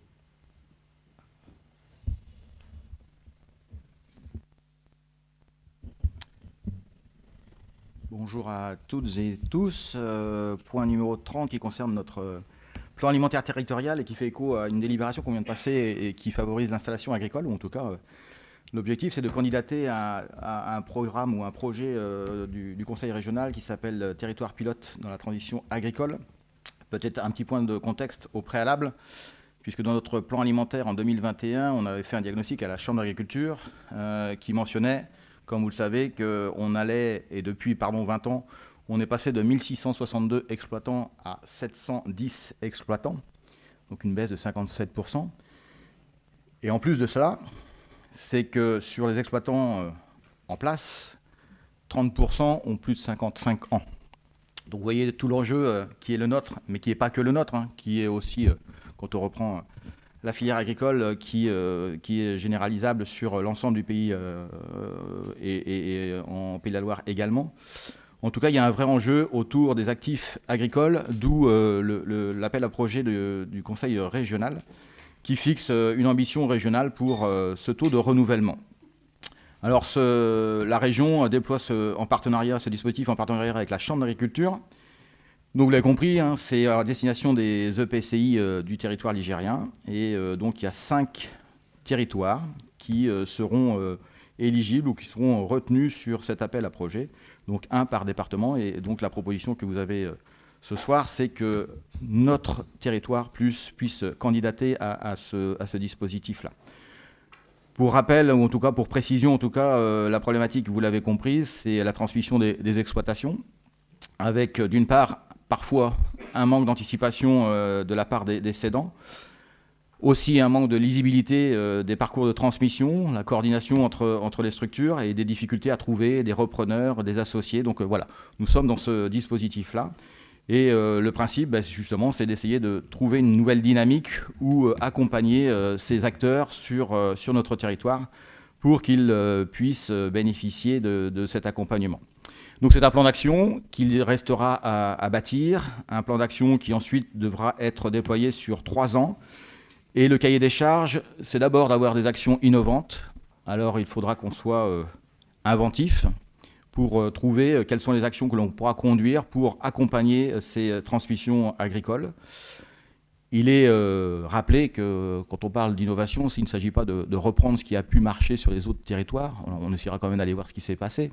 Mais en tout cas, d'être vraiment innovant et adapter ce dispositif à notre territoire et de mobiliser l'ensemble des territoires locaux. Alors bien sûr, en tant qu'élus, nous y serons. Il y aura bien sûr la Chambre, vous l'avez compris, mais aussi de mettre en œuvre tous les organismes professionnels, les filières, les banques, les centres de gestion. Voilà, travailler avec tous les acteurs locaux qui peuvent avoir un rôle à jouer dans la transmission agricole.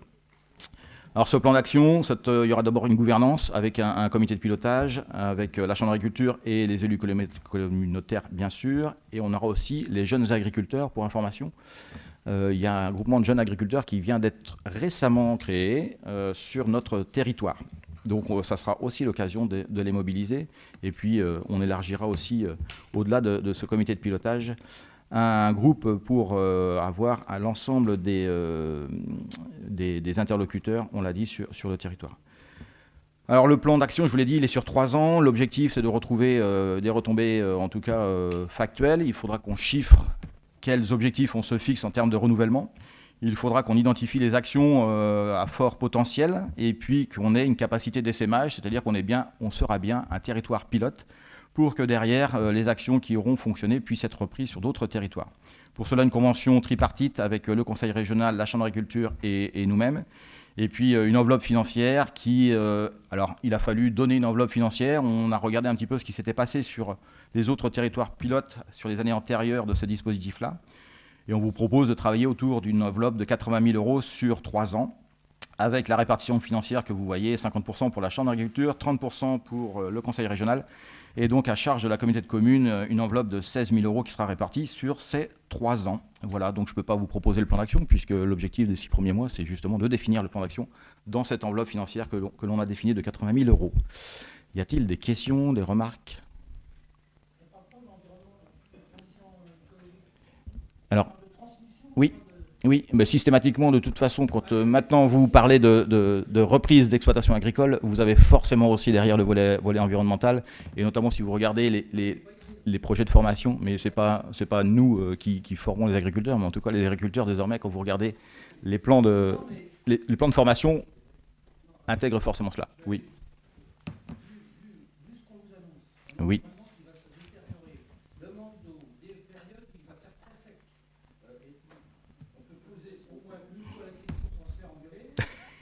J'en ai pas. Quand j'en parle avec les agriculteurs, ils m'engueulent.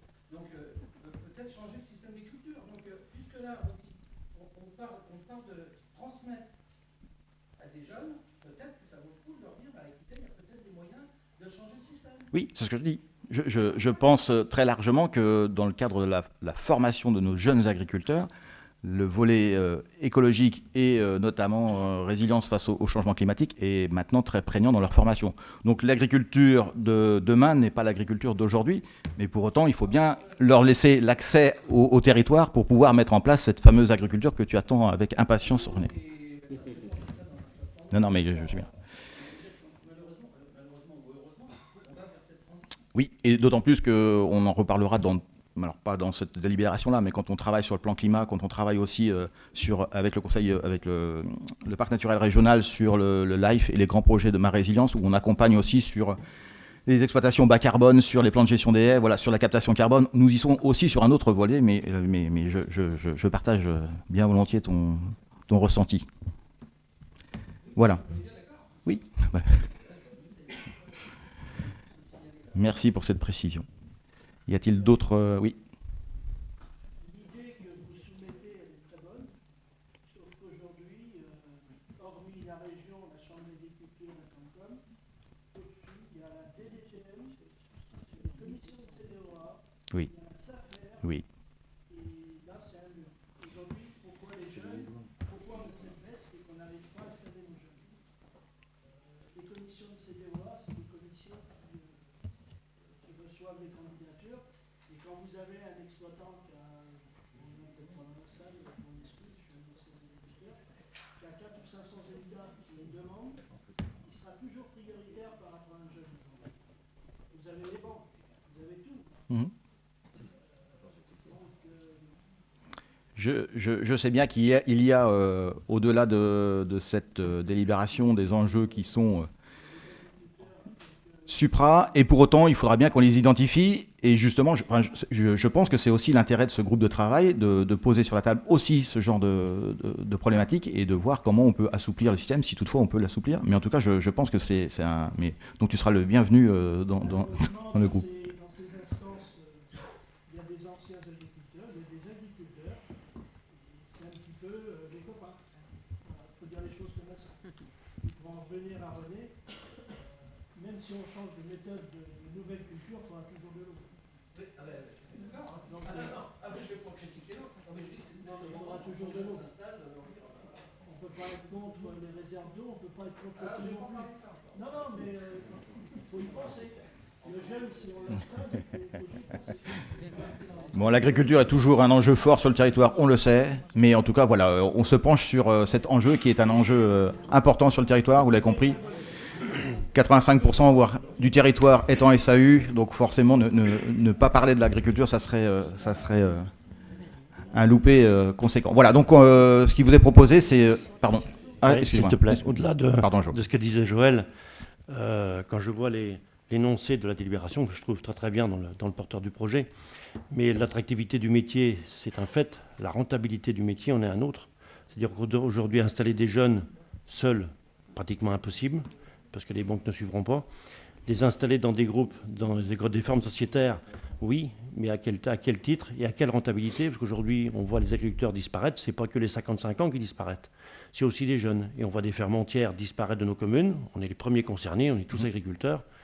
Aujourd'hui, les jeunes ne s'installent pas parce qu'ils ne gagnent pas leur vie, tout simplement. Ils n'ont pas la même vie que nous autres. Enfin, nous, en agriculteurs, on a une vie un peu différente, pardon. Mais les agriculteurs, les jeunes, ils veulent aussi des congés, ils veulent aussi des week-ends. Et dès que vous êtes hors cadre céréalier, tant que vous êtes avec des animaux, vous n'avez pas le même concept de vie, vous n'avez pas la même vie qu'au bout de la foire. Et donc les jeunes, ils désertent le milieu agricole. Si on garde nos jeunes dans les formes sociétaires, c'est ceux qui sont issus des familles, qui sont ancrés dans les familles. Aujourd'hui, les autres, ils disparaissent du métier. Et on les voit tous disparaître les uns après les autres. Donc les remettre en selle, c'est bien. Si c'est pour crever, excusez-moi du terme, si c'est pour crever au bout de 10 ans, c'est pas la peine. Non mais j'entends le constat et on le partage tous. Et vous connaissez mon parcours professionnel et voilà, quand j'entends la formation, je sais comment on travaille et je sais quel est l'enjeu aussi autour de la formation actuellement. Il y a la fameuse loi qui encourage aussi l'augmentation des effectifs dans les formations agricoles. Voilà, il faut aussi qu'on aille chercher ce vivier-là. On a quand même, quand on parle d'agriculture, la chance de parler et de travailler avec du vivant. Donc ça, c'est quand même quelque chose, et quand on vous entend, on parle de métier passion, et il faut réussir à transmettre cette passion, et donc il y a tout un enjeu, quand je parle de transmission, et quand on parle de transmission, c'est aussi savoir parler de son métier, et encourager les jeunes à venir sur ces métiers-là. Mais le vivant, c'est nous qui le connaissons. Comment ? Le vivant, c'est nous qui le connaissons, parce que c'est nous qui le travaillons. Oui. C'est juste une parenthèse pour d'autres points. Donc voilà, alors quand on parle d'installation, peut-être que vous voyez que en fait, le champ du débat est très large. Hein. On parlait de la formation, on a parlé aussi des contraintes administratives et autres. On parlait des contraintes financières aussi et l'accès à la terre. Donc voilà, l'objectif, c'est aussi de travailler toutes ces questions-là, au moins de s'en emparer, de voir sur le territoire comment on peut y répondre, essayer de trouver quelques pistes de réflexion, voir si on peut installer quelques jeunes, ou pas jeunes, hein, des repreneurs, voilà. En tout cas, c'est tout l'objet de cette délibération et de ce travail pour les 3 prochaines années. Voilà, y a-t-il d'autres questions? Je le soumets aux voix. Qui est contre? Qui s'abstient? Je vous remercie. Je poursuis avec la délibération suivante, le point 81, qui concerne la... pardon, 31. Ouais, c'est que j'ai pas mes lunettes. Je vais la remettre pour lire la délibération, c'est ça? Elles sont à côté, là. Donc, l'avis sur une centrale agrivoltaïque au sol. Vous le savez que conformément aux dispositions du Code de l'environnement, nous sommes appelés à donner un avis sur le projet de construction d'une centrale de production d'électricité agrivoltaïque au sol. Le porteur de projet ou le demandeur, c'est la CPES Magny-Régnier, qui consiste à la construction d'une centrale photovoltaïque, agrivoltaïque au sol de production d'électricité sur la commune des Magny, au lieu-dit Le Mingros, d'une superficie de presque 25 hectares. Cette création, elle vise un ensemble de panneaux photovoltaïques sur une structure porteuse de poteaux de 7 mètres de haut, donc sur 24 hectares,8. Ce sont donc des rangées qui font à peu près une centaine de mètres linéaires, qui sont espacées de 6 mètres, et sur lesquels donc, on a un poteau et un panneau photovoltaïque qui est incliné sur un haut de ces mâts. Et puis la structure, ces mâts, vont aussi permettre, avec les cordages et les câbles de fixation, de faire monter des lianes de houblon et donc d'associer à cette production agrivoltaïque la production de houblon. S'ajoutent à ces structures photovoltaïques 2 stations de distribution, des structures de livraison et de stockage pour une surface plancher de 136,5 m². Juste pour précision, la production photovoltaïque annoncée sur ce projet-là. Alors on parle de production en mégawatts crête et je vais juste vous parler peut-être d'équivalent de production ou de consommation, c'est l'équivalent de 6300 habitants. Donc un gros projet.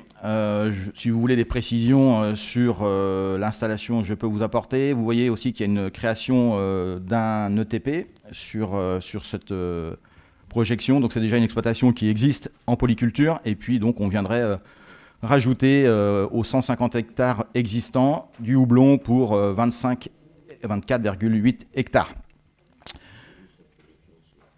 Donc il a été créé en 2022 un prototype de houblonnière. Certains ont peut-être visité ce prototype-là, qui s'étendait sur 1200 mètres carrés.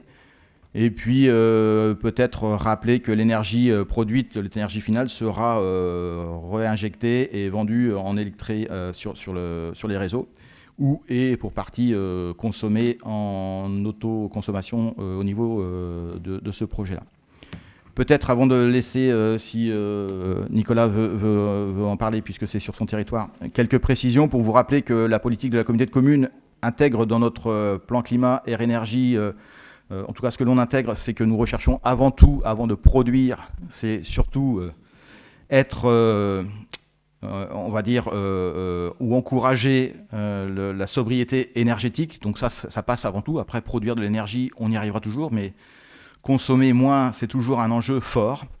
Nous avons aussi précisé dans notre plan climat qu'on travaillerait avant tout avec un mix énergétique en favorisant le solaire, puisqu'on a quand même cette ressource sur le territoire, mais un solaire qui en particulier sera appliqué sur le bâti, sur les toitures, sur les ombrières, sur des zones d'activité économique.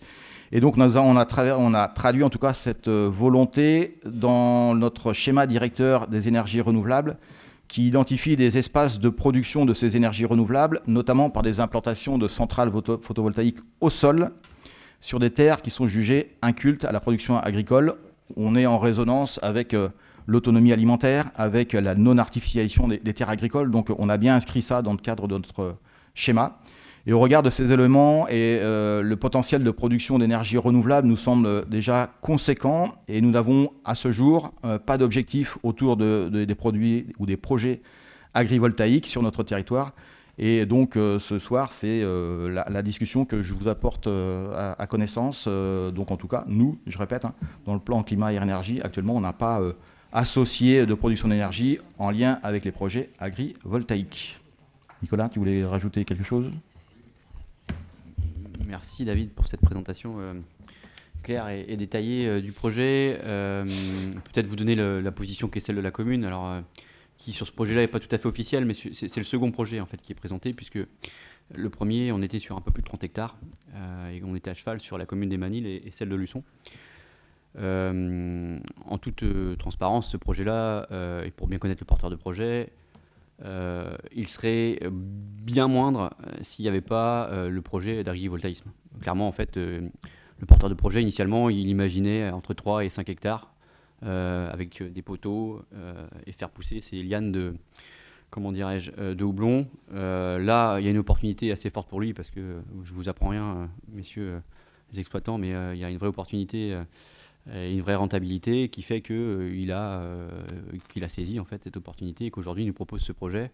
Alors il y a 25 hectares à peine, mais c'est 17 hectares de surface couverte.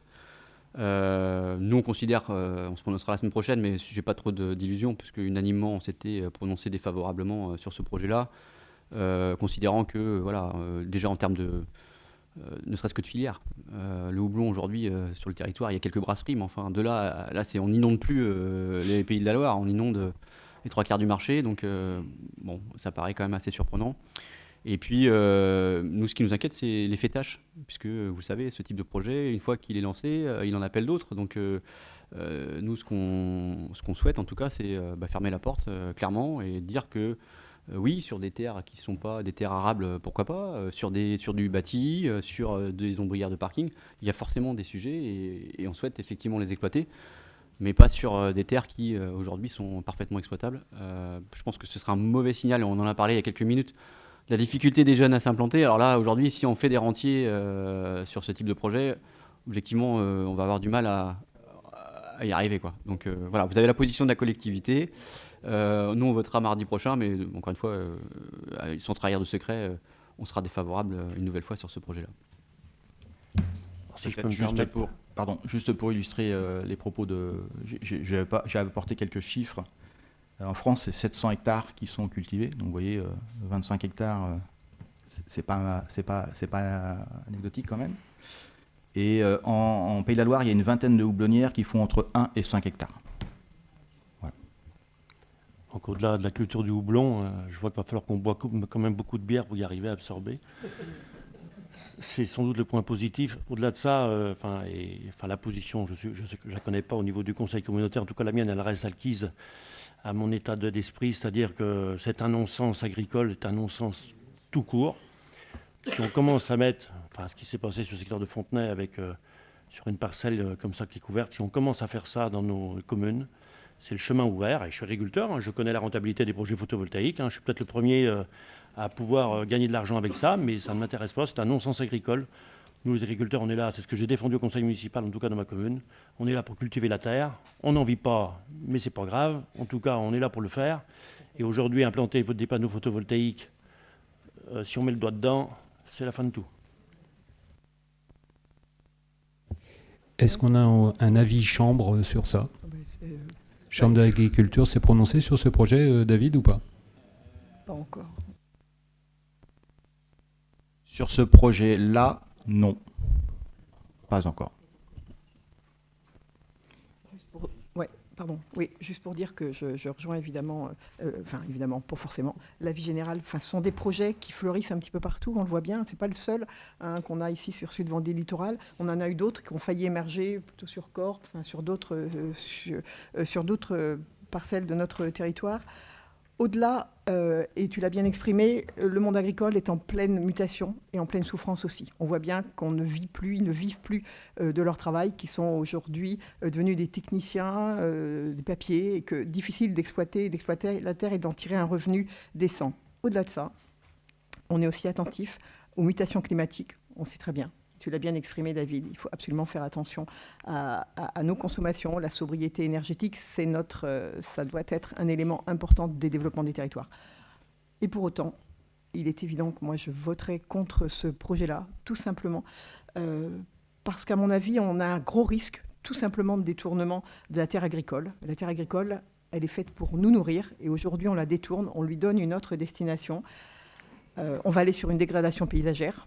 C'est pas anodin aussi, on parlait d'environnement tout à l'heure. Cette dégradation paysagère, ce sera tous les jours devant nous. Dès qu'on se lèvera le matin, on aura ces énormes champs. Et puis une pression économique importante, de la spéculation. Nos terres agricoles ne seront plus faites pour nous nourrir, mais serviront à spéculer des investisseurs, parce qu'il ne faut pas se leurrer, ce ne sont pas les agriculteurs à la fin qui seront gagnants. Ils seront dépossédés de leurs terres et se retrouveront, ils auront eu un one-shot, un financement et ensuite plus rien. Donc ma position, évidemment, elle sera contre. Et puis je crois qu'Arnaud m'avait dit de l'associer, puisque vous savez aussi, et Catherine, puisque sur le volet du conseil départemental, nous avons voté une motion contre l'agrivoltaïsme en respect à nos agriculteurs et à la terre agricole. Donc ce sera un avis défavorable.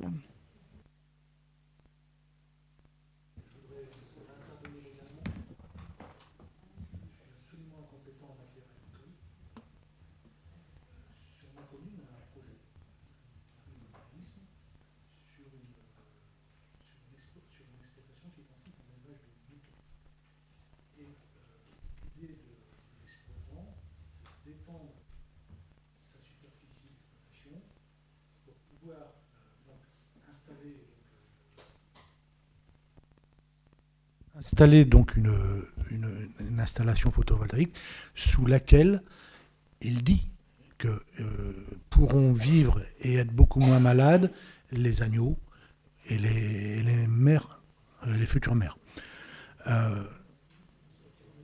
Voilà, alors je dis pas c'est bien, c'est mal, je ne sais pas.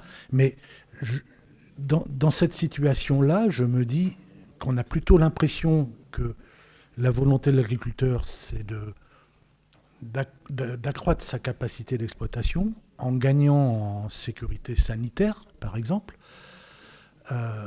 C'est pour ça que je pense que je crois que sur tous ces projets-là, il faut qu'on puisse, par exemple sur le projet qu'on nous présente là, sur 25 hectares avec du houblon, voilà, on sent bien que le houblon, c'est un prétexte à l'exploitation électrique.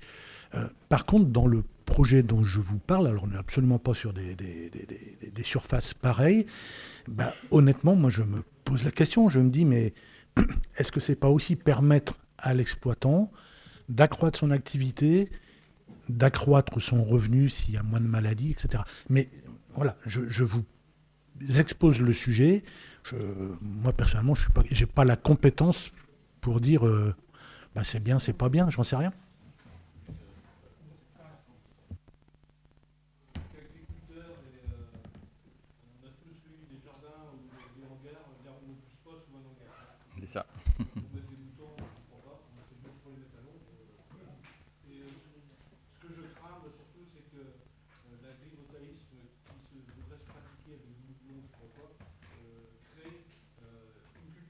première année, la deuxième année, la troisième année, et après on a des rentiers en dessous, enfin au-dessus au moins, qui vont bien vivre sans rien faire. Donc c'est carrément détruire les surfaces agricoles pour y faire des rentes. Pour compléter, vous pouvez aller voir ce qui se passe à Saint-Étienne-de-Brouillouet. Il y a des panneaux photovoltaïques qui sont mis. Aller faire paître des moutons dessous, ça ne va pas durer longtemps. Il y a que des rouves puis des ronces qui commencent à pousser, donc ça va être très vite une problématique. Après, je suis peut-être un vieux de la vieille, hein. Je suis anti-progrès, mais pas à ce point-là. C'est-à-dire qu'aujourd'hui, comme disent tous mes collègues, c'est-à-dire que demain, on met un peu de agrivoltaïsme, et puis l'agriculteur disparaît, il récupérera les fonds. Mais comme disait Brigitte, ce n'est pas forcément l'agriculteur qui va récupérer les fonds au bout de 15 ou 20 ans, ce seront ceux qui auront installé les panneaux. Et nous, on sera comme des pommes, parce qu'on aura quitté notre métier et on ne pourra pas y revenir. Il faut aussi regarder effectivement les baux qui seront proposés. Vous allez voir qu'effectivement, à la fin, ça va être compliqué pour les agriculteurs de récupérer cela. Pour préciser, effectivement, là, il ne s'agit pas de dire que tous les projets agrivoltaïsme ne tiennent pas la route, en tout cas. Ce qui a pu être dit tout à l'heure sur les moutons, et ce que j'ai dit, moi, c'est que je pense que le potentiel sur bâti ou sur terrain culte est encore friche. Fais attention parce que derrière les friches, on peut faire un retour à l'exploitation agricole, mais en tout cas, il y a déjà un potentiel énorme sur le territoire qui est encore sans doute sous-évalué parce qu'on n'a pas encore toutes les données, mais en tout cas, il y a déjà. Donc, travaillons déjà sur ce potentiel-là. Et pour peut-être encore mettre une pièce dans la machine, c'est aussi de se dire que si on met de l'agrivoltaïsme, c'est aussi tous les prix du foncier qui vont monter. Et on retombe sur la problématique déjà de ce que l'on avait dit tout à l'heure, c'est-à-dire que l'accès à la terre n'est pas simple. Si le prix du foncier s'envole parce que justement il y a de la rentabilité avec de l'agrivoltaïsme, ça va être encore plus complexe. Voilà, donc il y a un certain nombre d'éléments qui nous laissent penser que sur ce type de projet, puisqu'on est sur ce type de projet, nous sommes sur ce type de projet-là ce soir, c'est en tout cas, si j'entends bien vos dires. Oui, vas-y, parce que moi ça coupe alors. Je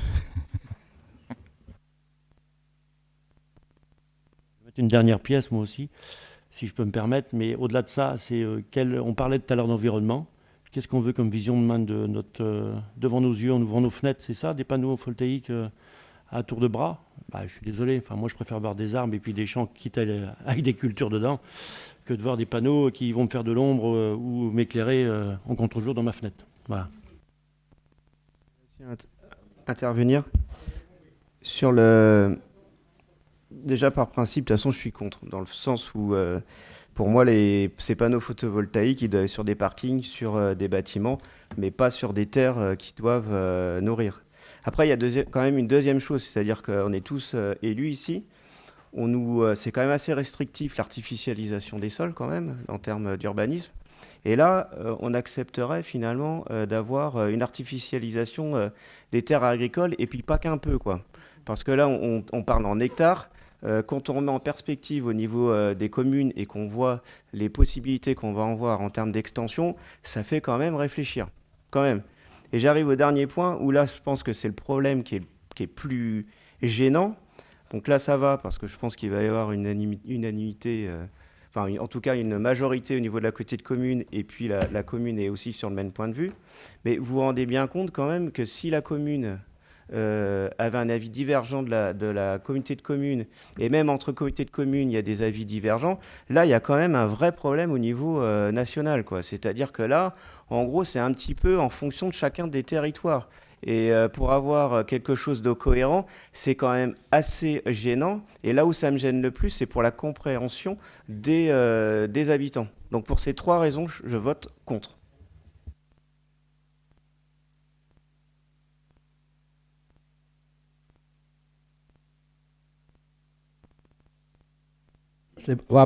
Non, mais là, je vais me réconcilier avec l'agriculteur du bout là-bas. Mais j'ai jamais été loin de lui, hein, mais on pense la même chose avec peut-être des éléments différents. Mais il a tout à fait raison. Quand on a la terre, ça sert à nourrir les hommes. Et bien évidemment que à partir du moment où il va y avoir un projet industriel sur cette terre, le prix à l'hectare va augmenter. Et donc nos jeunes, ils ne pourront pas s'installer. Donc ça, c'est la première raison qui a fait que la commune de Sainte-Radegonde n'a pas voulu a voté contre justement l'installation d'agrivoltaïque. Et donc on a donc voté la motion que vous avez envoyée dans les communes, Madame Hibert. Et donc, il faut être très vigilant. Si on veut si on continue comme ça, on a déjà des déserts dans nos campagnes, on va encore avoir plus de déserts. Hein, parce qu'un prix à l'hectare à 2 000 € qui va avoir du photovoltaïque, ça va monter à 5 000 à 6 000 €, je pense que nos jeunes, ils ne pourront pas s'installer. Hein. Et donc, vous avez raison, ça va être des gens qui vont venir avec plein d'oseille et qui vont se faire de l'argent, qui va dormir tranquille. On va produire, on va vendre à EDF, on pensera même pas à le renvoyer dans le réseau pour que les gens... On va le renvoyer dans le réseau, mais il ne faut pas d'autoconsommation. Vous voyez ? Donc, moi, je pense qu'on marche un peu sur la tête, donc moi, je voterai non. Merci René. Y a-t-il d'autres souhaits d'expression ou de questions, de renseignements avant qu'on passe au vote? Non. Donc à vous écouter, je propose d'émettre un avis défavorable sur ce projet. Qui est contre? Pardon, défavorable. Donc, donc on est bien sur un avis défavorable. Qui est contre cet avis défavorable, donc de négation fait une. Qui s'abstient? 1, 2, 3 abstentions. Je vous remercie. Bien, merci. Avant de réconcilier Joe et René autour d'une bière, on va terminer l'ordre du jour. Bien sûr. Donc la dernière délibération, c'est la modification du tableau des emplois. Il faut actualiser, comme vous le savez, le tableau des effectifs, principalement sur l'école de musique. On va rouvrir donc la classe de basson et de formation musicale. Donc il est donc proposé de créer un poste d'assistant d'enseignement artistique principal de 2e classe à temps non complet, à raison de 3 heures par semaine.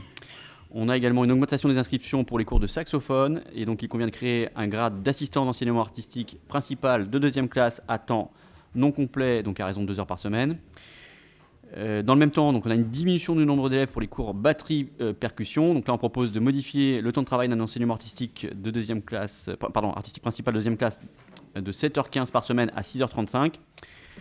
Ensuite, donc, on a un nombre d'inscriptions pour les cours de saxophone et donc on a également la démission d'un agent. Et ce qu'il nous faut, c'est diminuer le temps de travail d'un poste d'enseignement artistique. Et donc pour ce faire, il est proposé de créer un grade d'assistant d'enseignement artistique principal de 2e classe à temps non complet, 4 heures par semaine. Donc voilà pour l'école de musique. On est à moyen constant, pour ceux qui se poseraient la question, donc on est à moyen constant sur l'école de musique. Ensuite, on a le recrutement d'un chauffeur reaper. Donc pour répondre aux besoins, il faut créer un grade d'agent de maîtrise à temps complet. Le recrutement d'un chauffeur reaper, c'est un grade d'adjoint technique principal de 1re classe à temps complet. Et ensuite, on a le recrutement d'un responsable déchetterie. Donc suite à la réorganisation de l'unité qui arrive, il faut créer donc un grade de technicien à temps complet. Et j'en ai terminé pour la modification du tableau des emplois. Est-ce que vous avez des questions?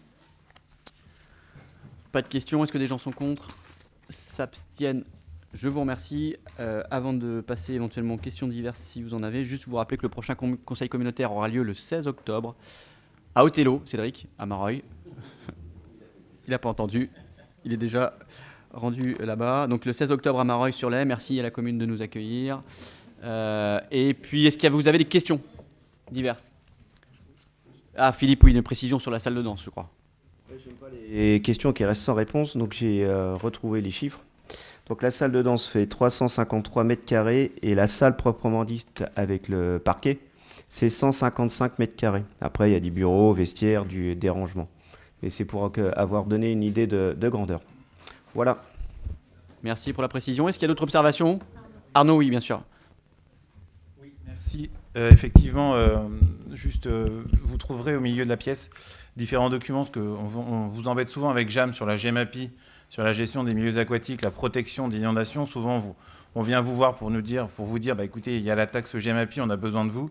Donc c'est vrai que c'était aussi l'occasion, c'est vrai que sur ce territoire, on est divisé en 2 syndicats mixtes, le syndicat mixte du lait et le syndicat mixte SMVSA. Et ceux qui sont sur le syndicat mixte SMVSA ont reçu les 2 dernières brochures qui montrent la fin des travaux de protection maritime et les différents travaux des contrats territoriaux eau. Mais effectivement, l'autre jour, il y a certains élus qui m'ont dit nous, on ne les a pas reçus puisqu'on est effectivement de l'autre côté du syndicat mixte. Mais comme vous contribuez tous et que vous êtes effectivement toujours partant pour nous aider. On vous a ramené effectivement différentes brochures. Vous retrouverez la brochure 5 et 6 qui montre l'ensemble des travaux et le fait qu'on ait terminé les protections à la mer après 15 ans après Xynthia, et les différentes perspectives pour les prochaines années avec effectivement la mise en place du puits fluvial. C'est près de 400 km de digues à réaliser dans les 10 prochaines années, et les contrats territoriaux eau et effectivement la gestion des eaux. Donc vous avez ces documents au milieu. Merci. Super, merci. Comme habituellement, il y a un petit pot. Donc, alors Stéphanie était gênée parce que il y avait des sociopros qui étaient reçus hier dans le cadre de notre stratégie de développement touristique, et donc voilà, on les a accueillis comme il se doit, et voilà, on a récupéré des plateaux, c'était sympa. Donc elle me dit ouais, c'est très sympa, ils vont penser qu'on a fait des folies. Non, c'est des restes en fait. C'est des restes. Voilà, merci, bonne soirée.